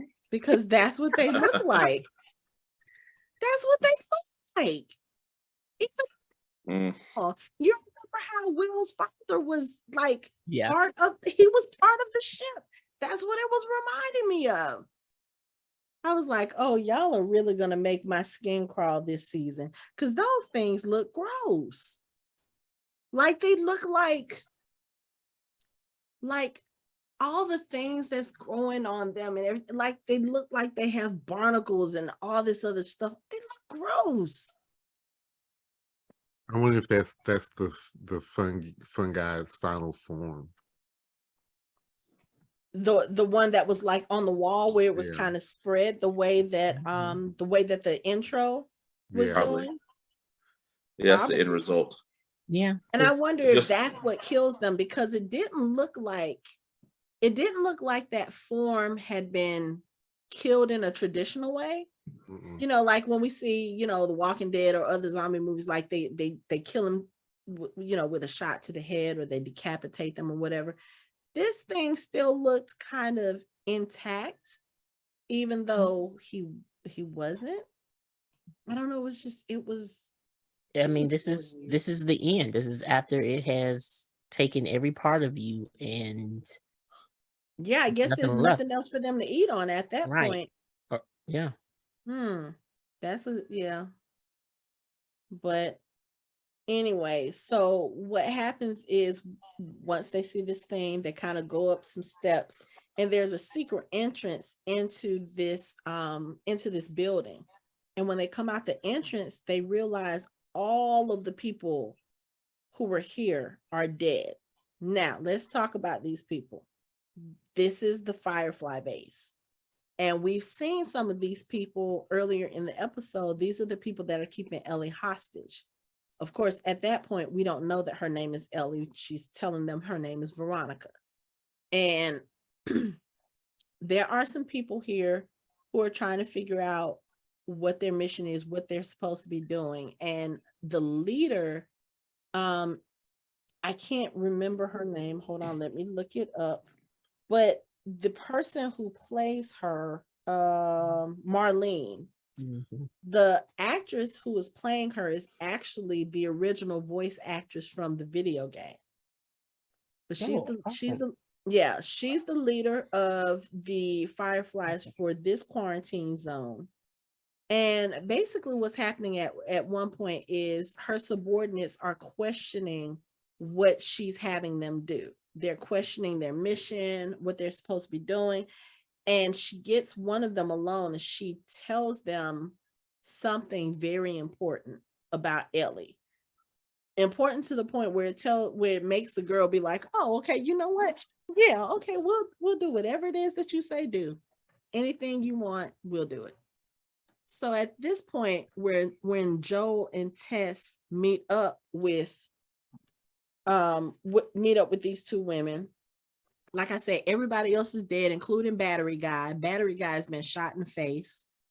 Marlene and the other chick are in the hallway. It's obvious Marlene has been hurt through whatever skirmish just happened. And Ellie, she runs out of the room and runs after Joel with the knife. And he just kind of disarms her very quickly. And I was like, oh, this friendship has gotten off to a really good start. Like, you just tried to kill him for no reason. But she probably thought he was with whoever just came through and cleared house. But their interactions with each other is interesting because she is this smart mouth kid who apparently just found out something very important about herself, because whatever Marlene told her second in command, she also tells Ellie, and she knows Ellie, like who Ellie really is. And part of Ellie's backstory is that she's an orphan and she was placed in, I guess they have a school where they are like training them to become part of the military.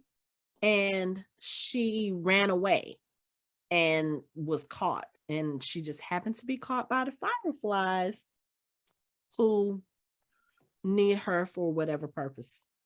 And what happens is Marlene tells Joel, okay, so I know you were coming to look for your battery. The battery was no good anyway. But now this is what I need for you to do.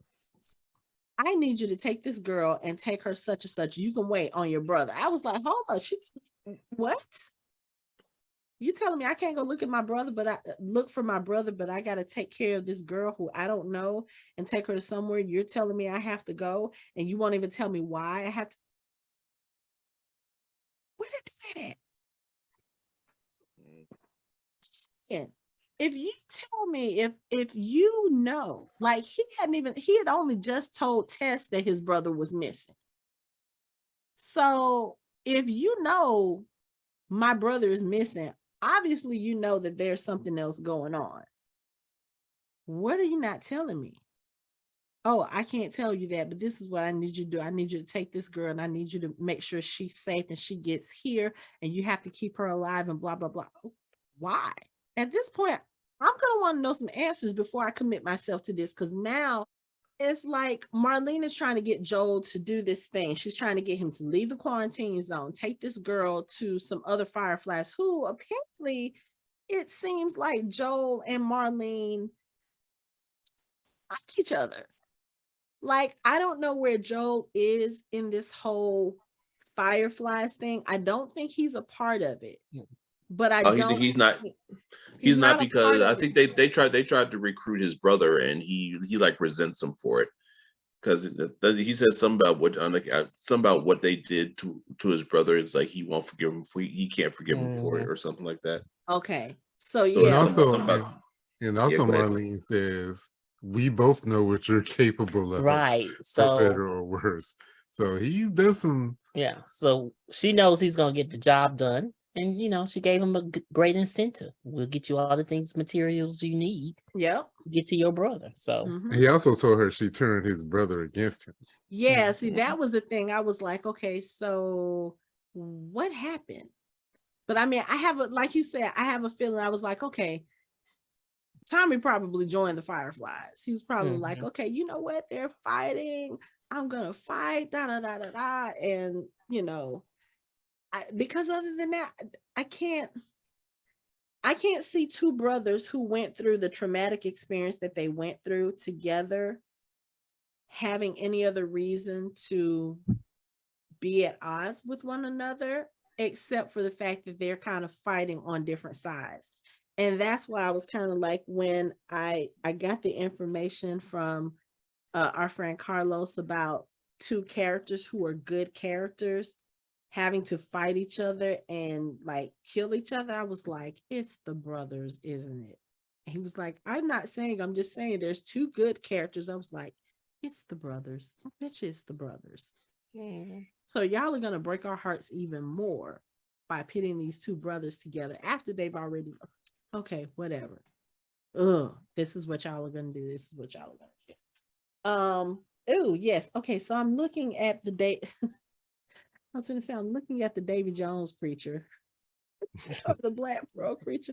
But yeah, you can see the fungus coming out of its mouth and kind of stopped right there in the midst of all the other stuff. So maybe what you said, Michelle, was right. Like the fungus had nothing else to feed on.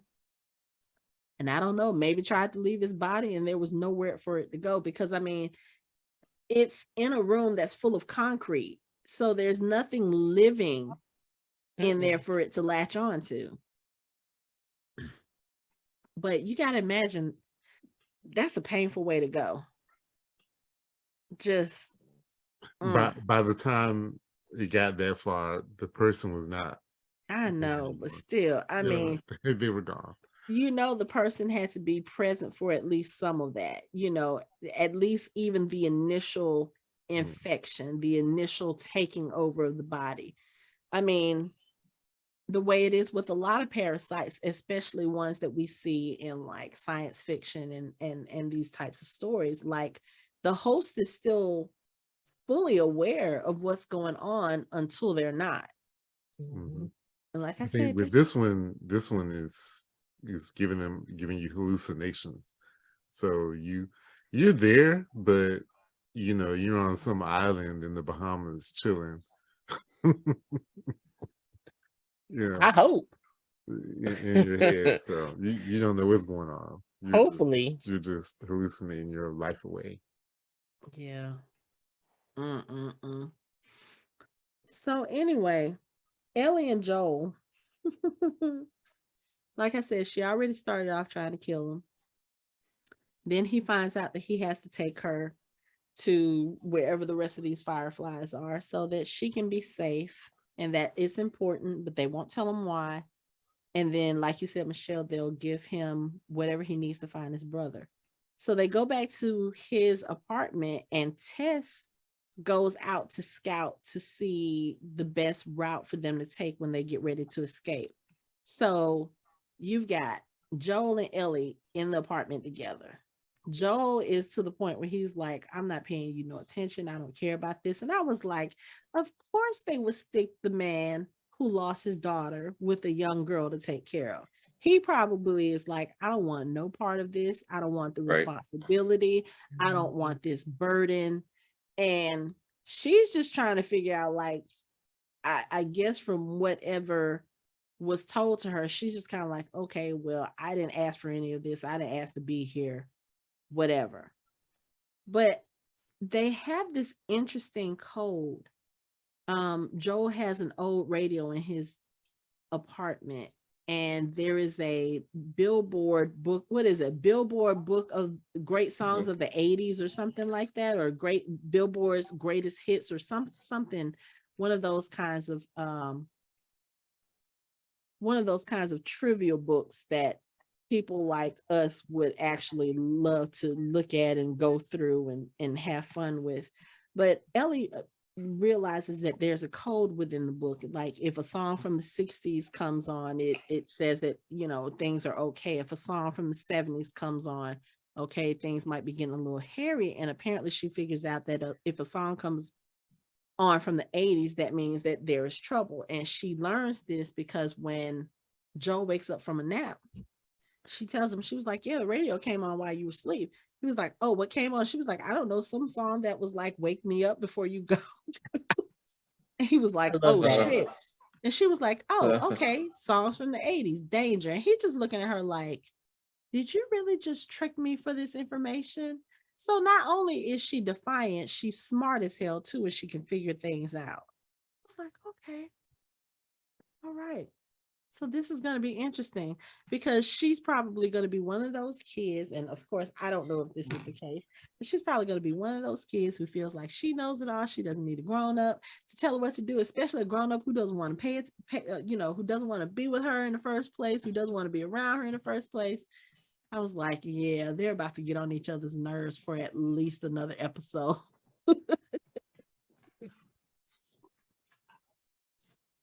That's what they're about to do. But I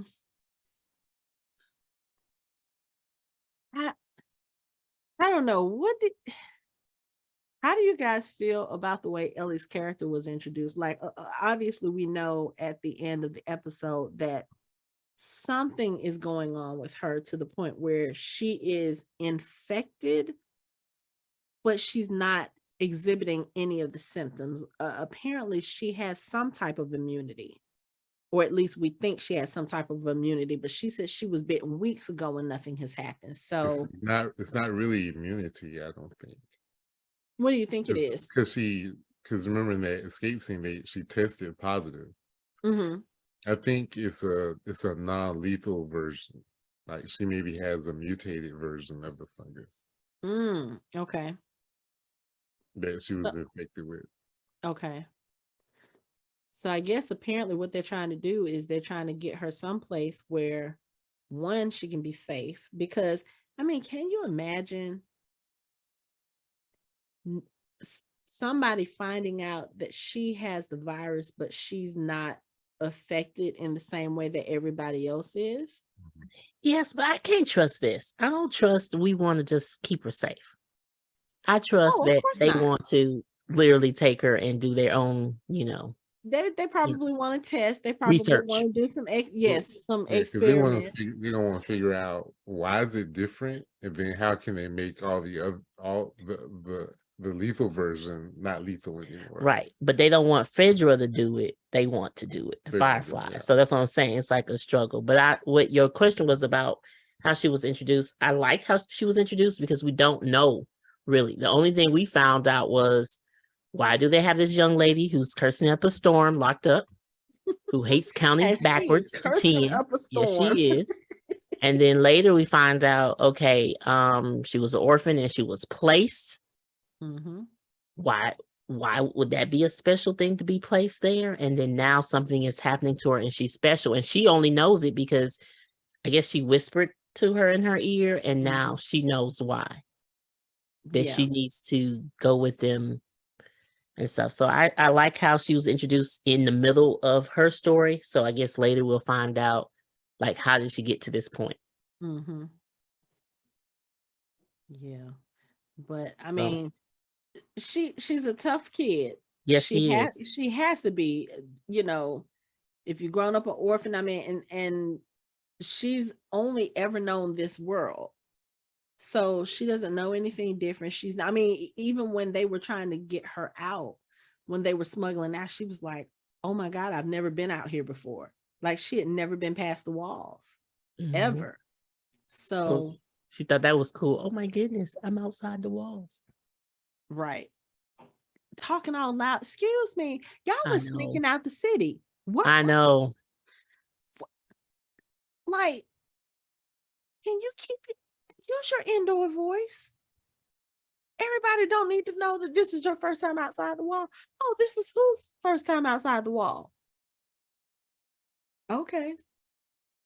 But however, she knew when they got to that soldier, if she was tested, what was going to happen, because she was prepared. Man, let me tell you. And the thing is, it was the same soldier that Joel had sold the drugs to.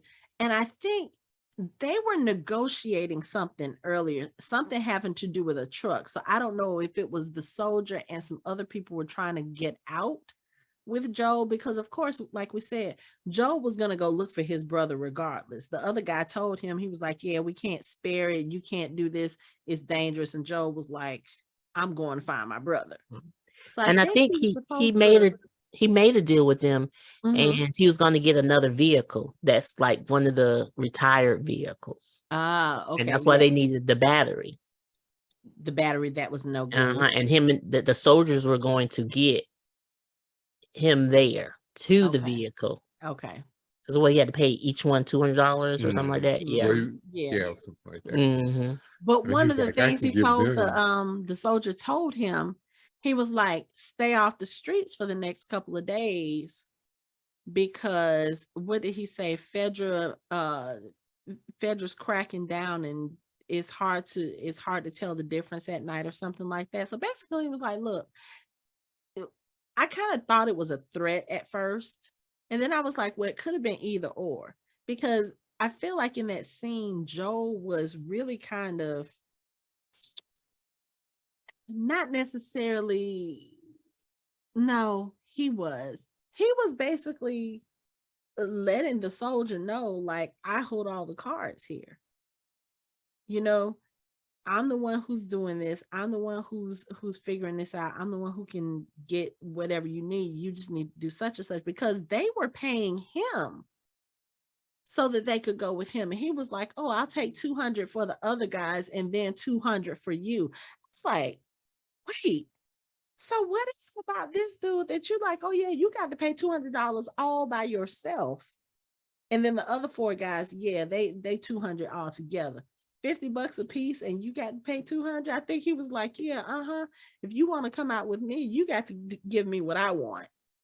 Right. And I felt like when the soldier said that, don't be out on the streets over the next couple of nights because it might be dangerous. They can't tell who's who. In a way, that was a veiled threat. A veiled threat, but he wasn't really gonna do nothing because he needs his drugs from Atlanta. Mm-hmm.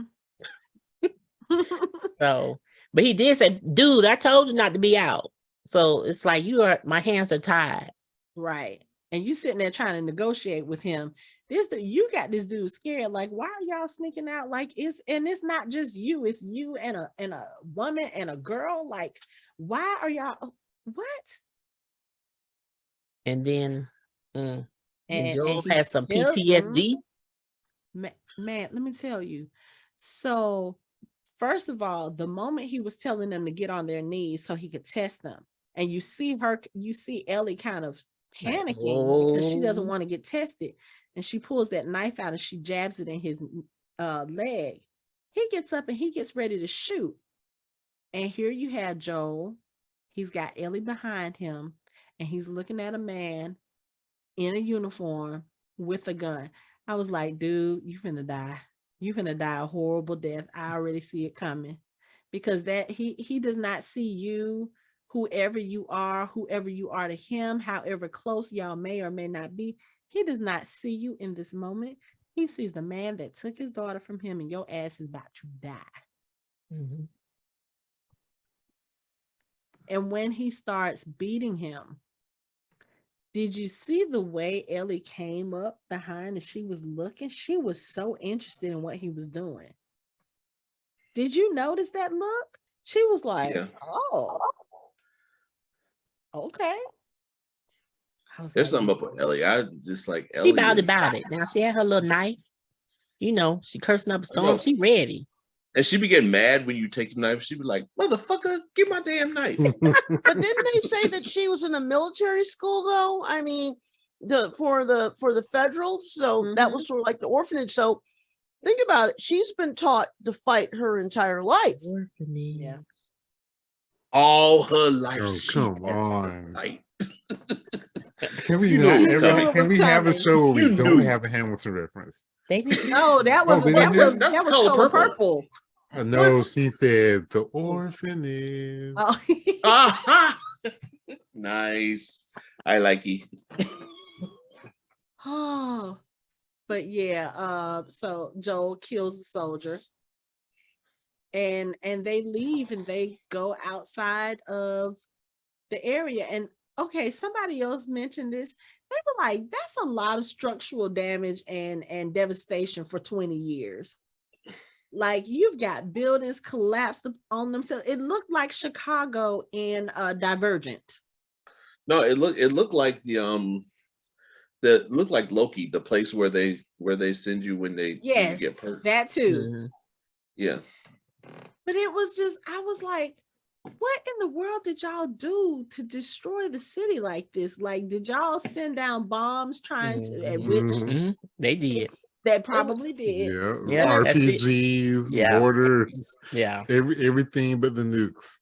And there was probably some type of, because of the fireflies, there was probably some sort of a civil war or an armed rebellion against it. I mean, we've went through something not as dramatic, similar with the pandemic, with certain people not wanting to do certain things. So why not put in the show? So I could see that happening. And you have to understand, a lot of places, especially really, really big cities, their infrastructure is already, especially lower class, is already being held together with spit and a band-aid. Anyway, so Mhm. Right. But yeah, they crossed this fence and it says warning, biological contamination area. Oops. I don't know if that's where you want to go. But then right after this, they show a scene of Joel's apartment and the radio comes on, and I can't remember what song. I know Mike probably wrote it down. Mike, what song were they playing? It's a Depeche Mode song. Shoot.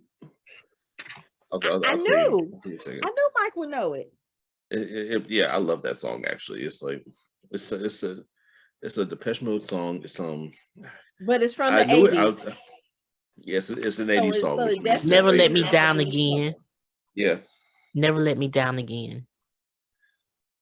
Yes, you're right. Mm-hmm. Yeah. So yeah, it's basically like, okay, there's danger, but now you're not there to hear that there's danger. So I don't think they need to hear there's danger. They're in They the know. danger zone. yeah, they're in the danger zone. At least they have a gun now. Walking.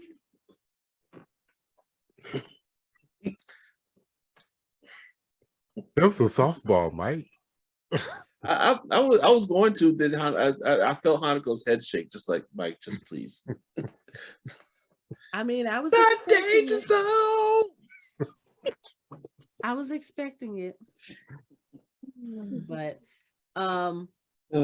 so that's the end of the episode, of course, with them walking into the contamination zone.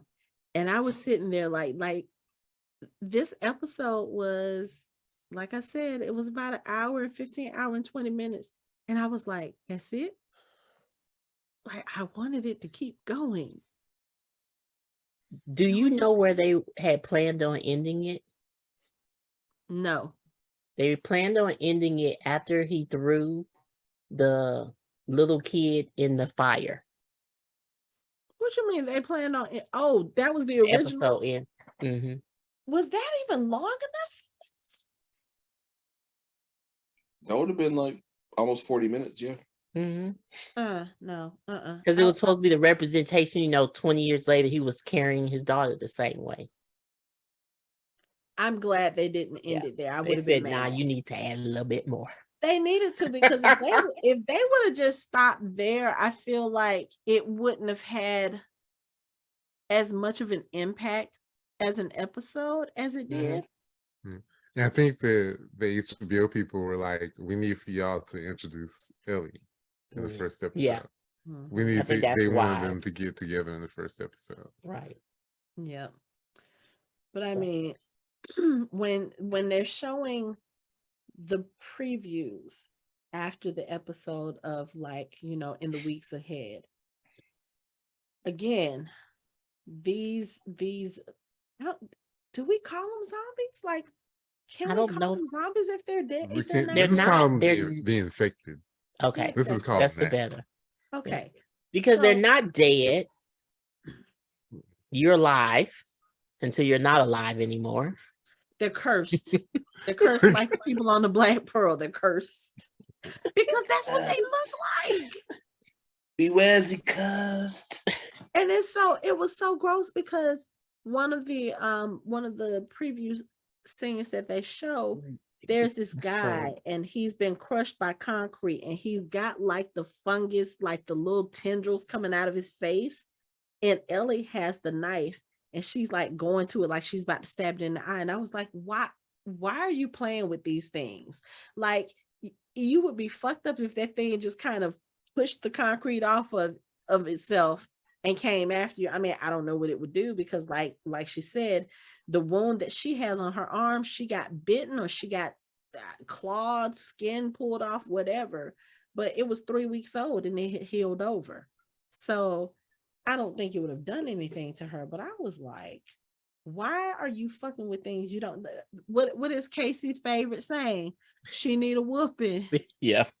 Why are you fucking with the nasty tendrily man? Like, why?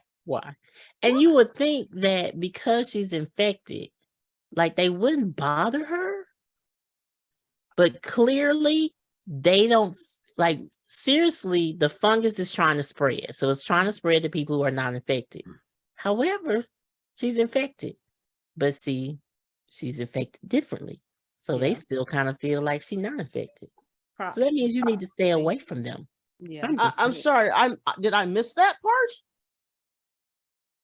What? Oh, we're talking about the preview at the end of the episode where it says in the weeks ahead, and we see them. Oh, I didn't watch that. Okay. Yeah. So it's just basically some clips from what's coming up in future episodes, and some of the coverage I think we've already seen in like the trailer and stuff like that. But it's just the way that she approaches them. It's like, I know you're, like you said, I don't know if it's immunity or if it's just affecting you differently. Okay, so one of the theories about Ellie is that she either is completely immune, or the official podcast said that she has a different strain, and the strain could mean that she is either not as susceptible, or she's completely turned all the way, just like some vampires turn but can appear human and can control it. So they said that she could be more rabid and more dangerous, that the parasite inside of her is fully grown and is working in tandem, because they said that when you are a puppet with this inside of you, it's sort of like when you take a lot of LSD. And they said that you are completely enwrapped in it, but you'll have moments of being lucid. I've never done LSD. I'm just quoting what they said.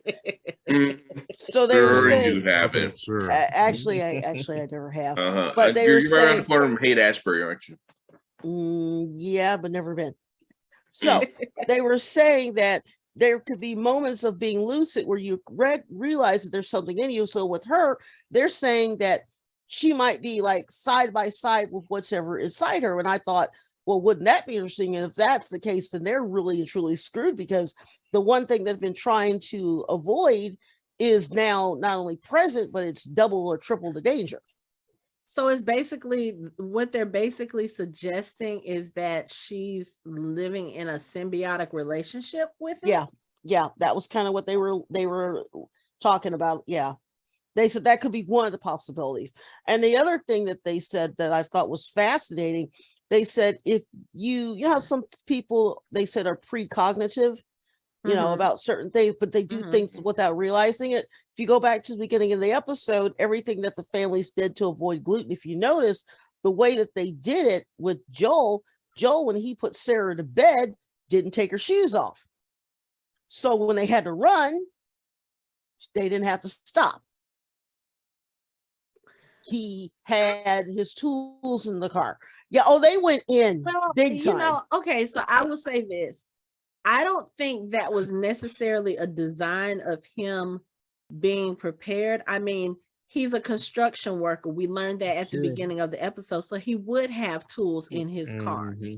I think as far as not taking her shoes off, I think that was more so just I'll do that later. I need to go get my brother out of jail, because Tommy was telling him how bad things were getting. You need to come. I mean, he literally said, you need to come get me now. So I think that was more just I'm just going to put her in bed. I'm only going to step out, grab him, and come back. Like, I don't think he was expecting to be gone for a few hours, which I don't know if you've ever had to get anybody out of jail. It's going to take a couple of hours. No, I almost, but never. No. Yeah. So I don't think that was anything that was planned on his part. Like, because if you think about it, he was paying attention to the news even less than she was at that, during the day. Yeah, So that's true. I don't That's think true. he was really paying attention. Like, they were making jokes about it. Oh, that's taking place in Jakarta. Oh, we're safe. I don't think it was that serious for him. He was probably just like, oh, that's something that's happening over on the north side of town, or whatever the case may be. So I don't think that was planned at all. It just happened to work out in his favor. But I mean, I feel like even if she had had her shoes off before she stepped outside to go next door, she probably would have put her shoes on. That's true. because That's what you true. do. That's true. So yeah, some of the theories, and it's like, that's one of the reasons why I don't really listen to other podcasts or anything else discussing shows that we're going to talk about before we talk about them, because I don't want that to influence my way of thinking, or Right. I want to see if I'm thinking somewhere along the lines of other people. So I'm looking at it like, oh, okay, so I wasn't too far off. Now, I Yeah. will say the whole part about the symbiotic relationship,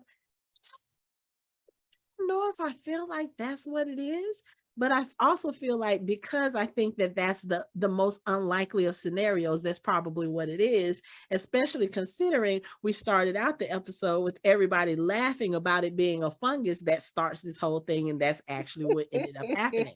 So Mhm. Yeah, especially when he said, well, what if happens if we just get a little bit warmer temperature wise? He said that could kick it into the next evolution, say global warming, So it's interesting. I think that the biggest thing that I took away from the two different podcasts and reading stuff online today is that this zombie show is going to be very, very different from any zombie show that we've seen, because sort of like closer to 12 Monkeys, I guess they're going to be very, very focused on trying to prove to you what the science is and how the science could basically,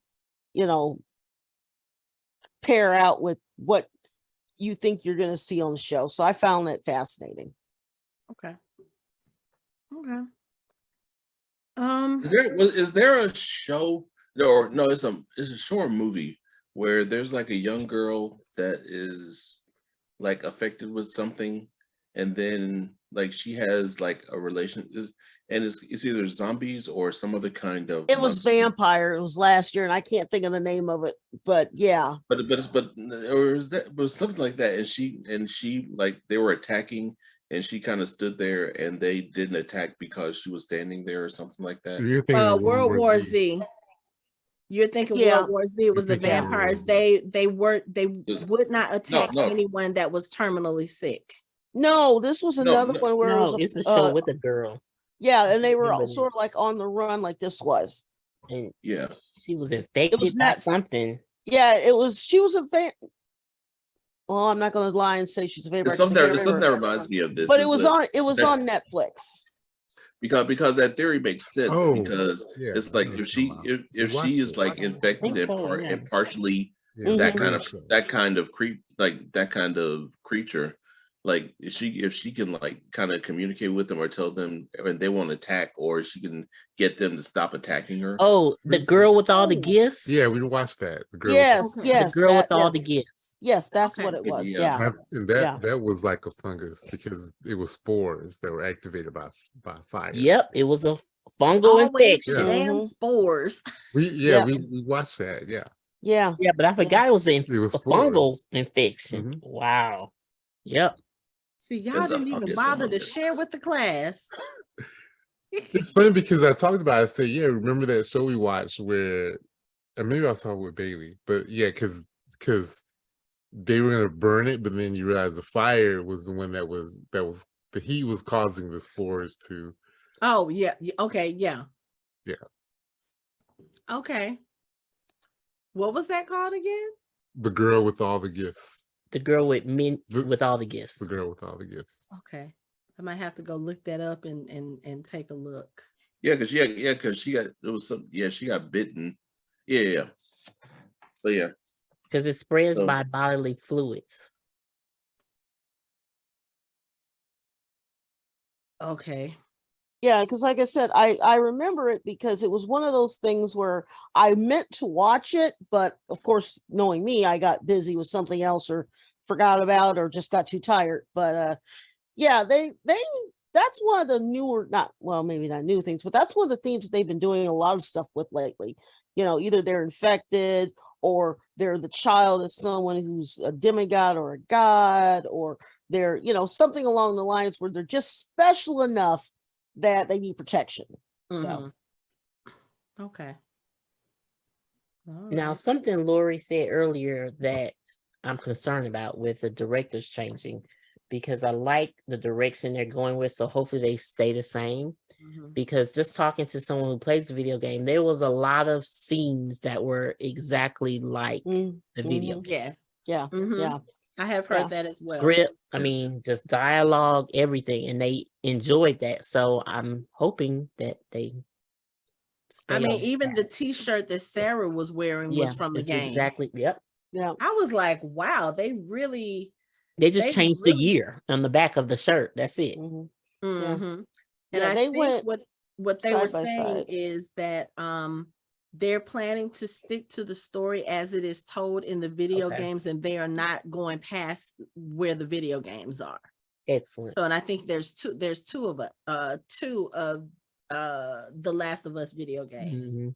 So I was like, okay. But I've seen all the comparisons. I've seen all the memes. Like Netflix, this is how you do a video game adaptation, not like you did Resident Evil. Like I The just Witcher. Yeah, so- I think I saw that one today too, and they were saying this. Yeah, but it's funny because usually when you think video games, especially the last 4 or 5 years, you're usually like, But The Witcher came out, and I've never played that game as a day in my life. Never read the books, and I love it. It's just they've done such good jobs with this stuff lately that it's sort of mind-boggling, especially as someone who has never been a gamer. Mm-hmm. So, but I've heard a lot of people talk about the show in a positive way. Now, of course, you have those detractors, because I have heard, the typical, oh, Tommy doesn't look like Tommy looks in the game, and Sarah doesn't look like Sarah looks in the game, and blah blah blah, and they shouldn't have changed this. And I'm just like, You expect total accuracy. It's like, I mean, unless they was fashioned after a real actor and they couldn't get that actor, then I can understand it. But it's like, mhm. I'm sure they didn't have Pedro Pascal in mind when they made this character. So it's like, it's not like Uncharted, where it's like they basically made the game so Nathan Fillion could play the main part, but they ended up putting Tom Holland in there and nobody liked the movie.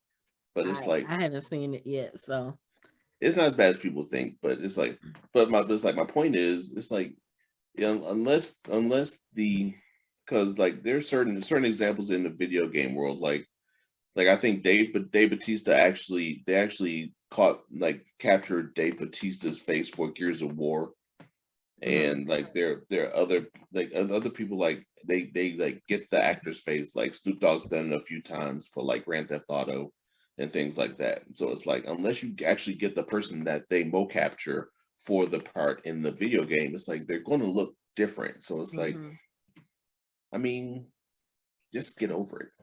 my whole thing is, and I guess that's one of the reasons too why I'm glad I'm not a fan of the game, or haven't played the game, because I have no preconceived ideas coming into the show. It's just basically about the story that they're telling and the performance by the actors, and I have no complaints so far.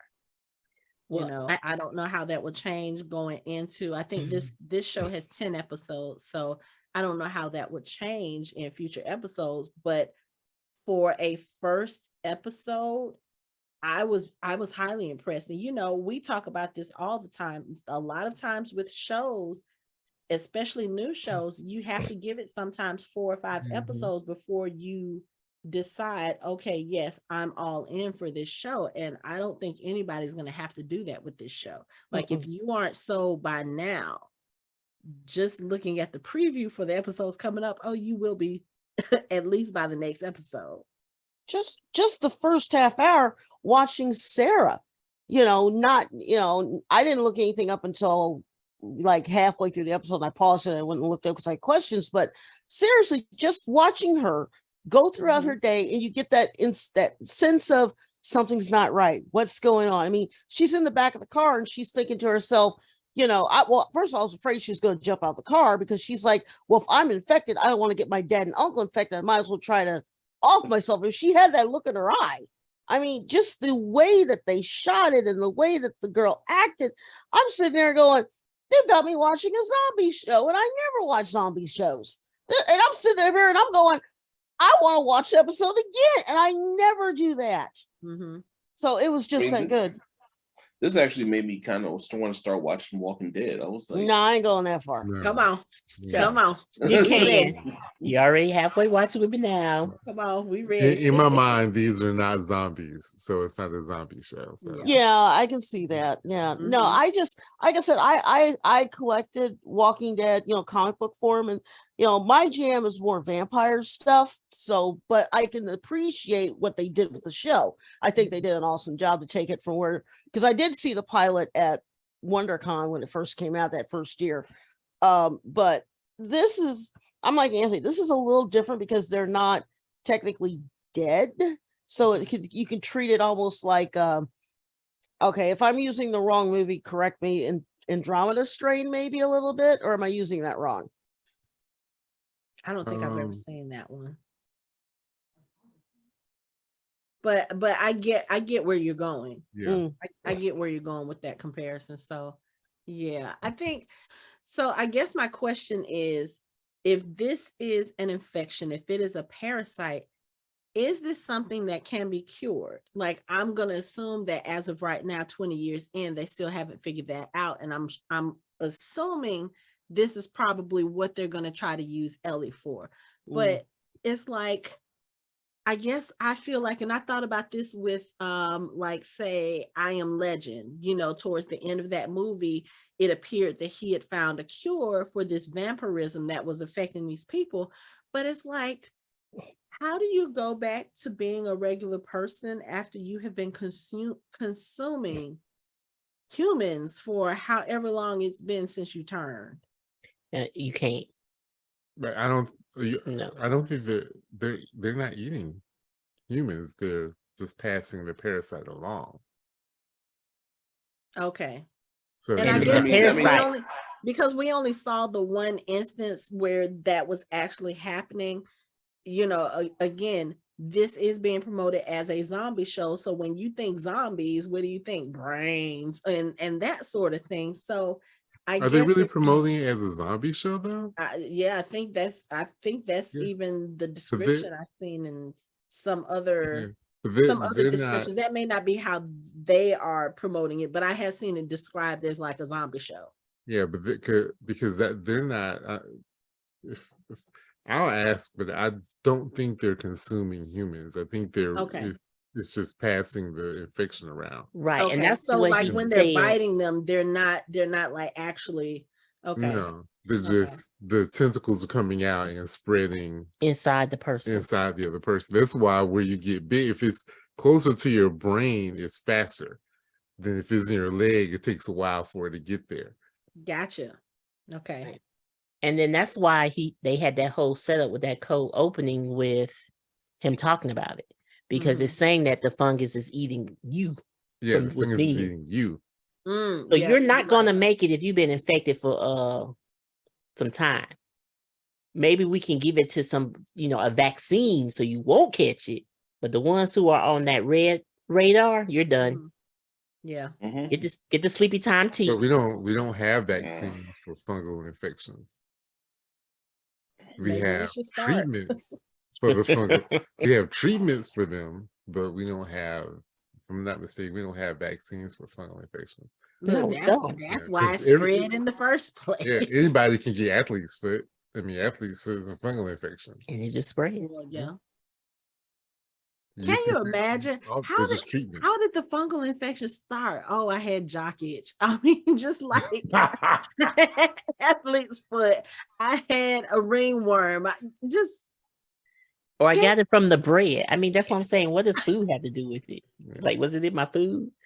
Did they Well, have mushrooms on my steak? I mean, Well, what happened? They were Damn. suggesting that the spores were based off of something that grew out of like wheat or like yeah. So they were saying because Hence some the of gluten, yeah thing. the Okay. gluten. See some of the spores like bread mold, for instance, basically is what they were saying. So, Yeah, that's why Michelle was like, was it Yeah. in my sandwich? Or was it Yeah.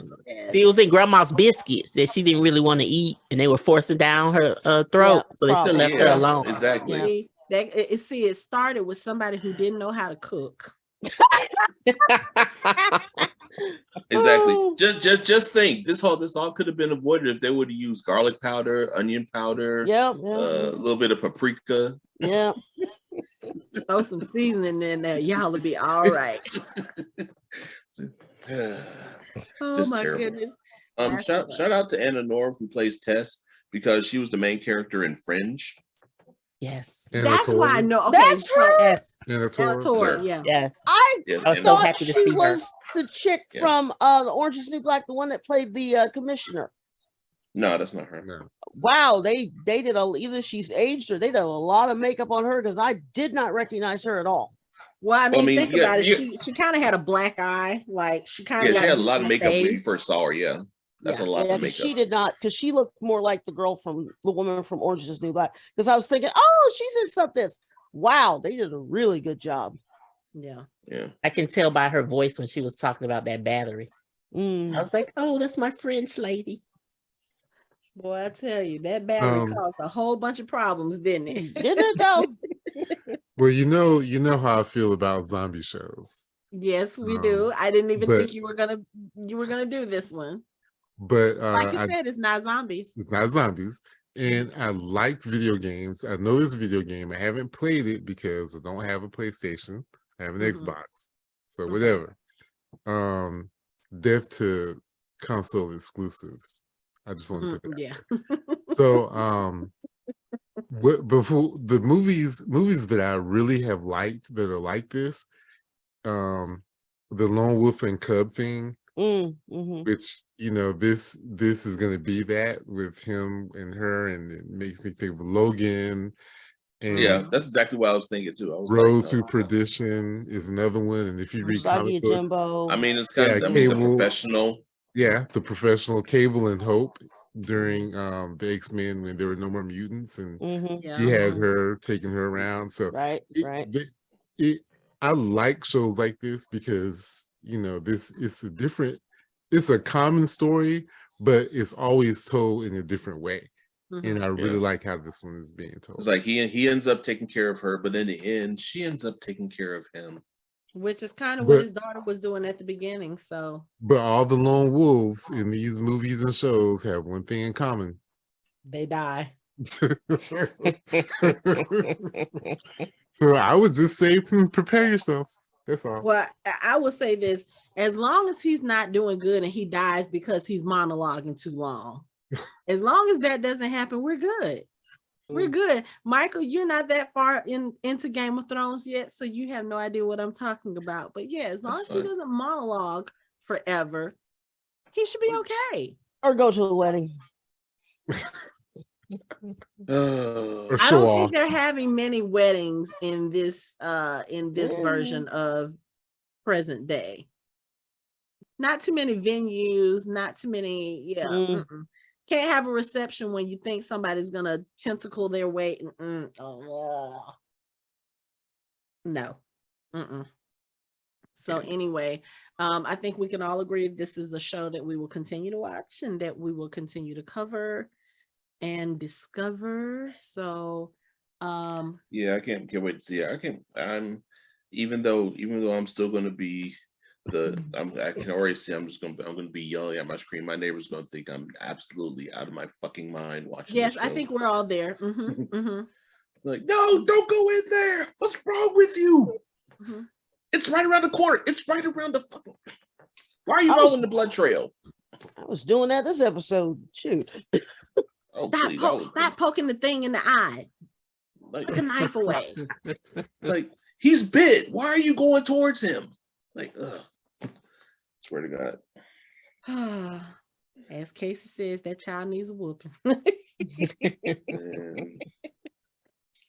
So hopefully she'll stop poking the bear. She'll leave those things alone and she'll live to fight another day. But we'll see that we'll see what happens with Yeah. Ellie and Joel in the second episode. I like I like Pedro Pascal in this role.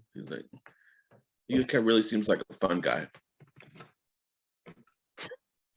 You know what? And that's it for our show. You can find us online at www.fandomhybrid.com.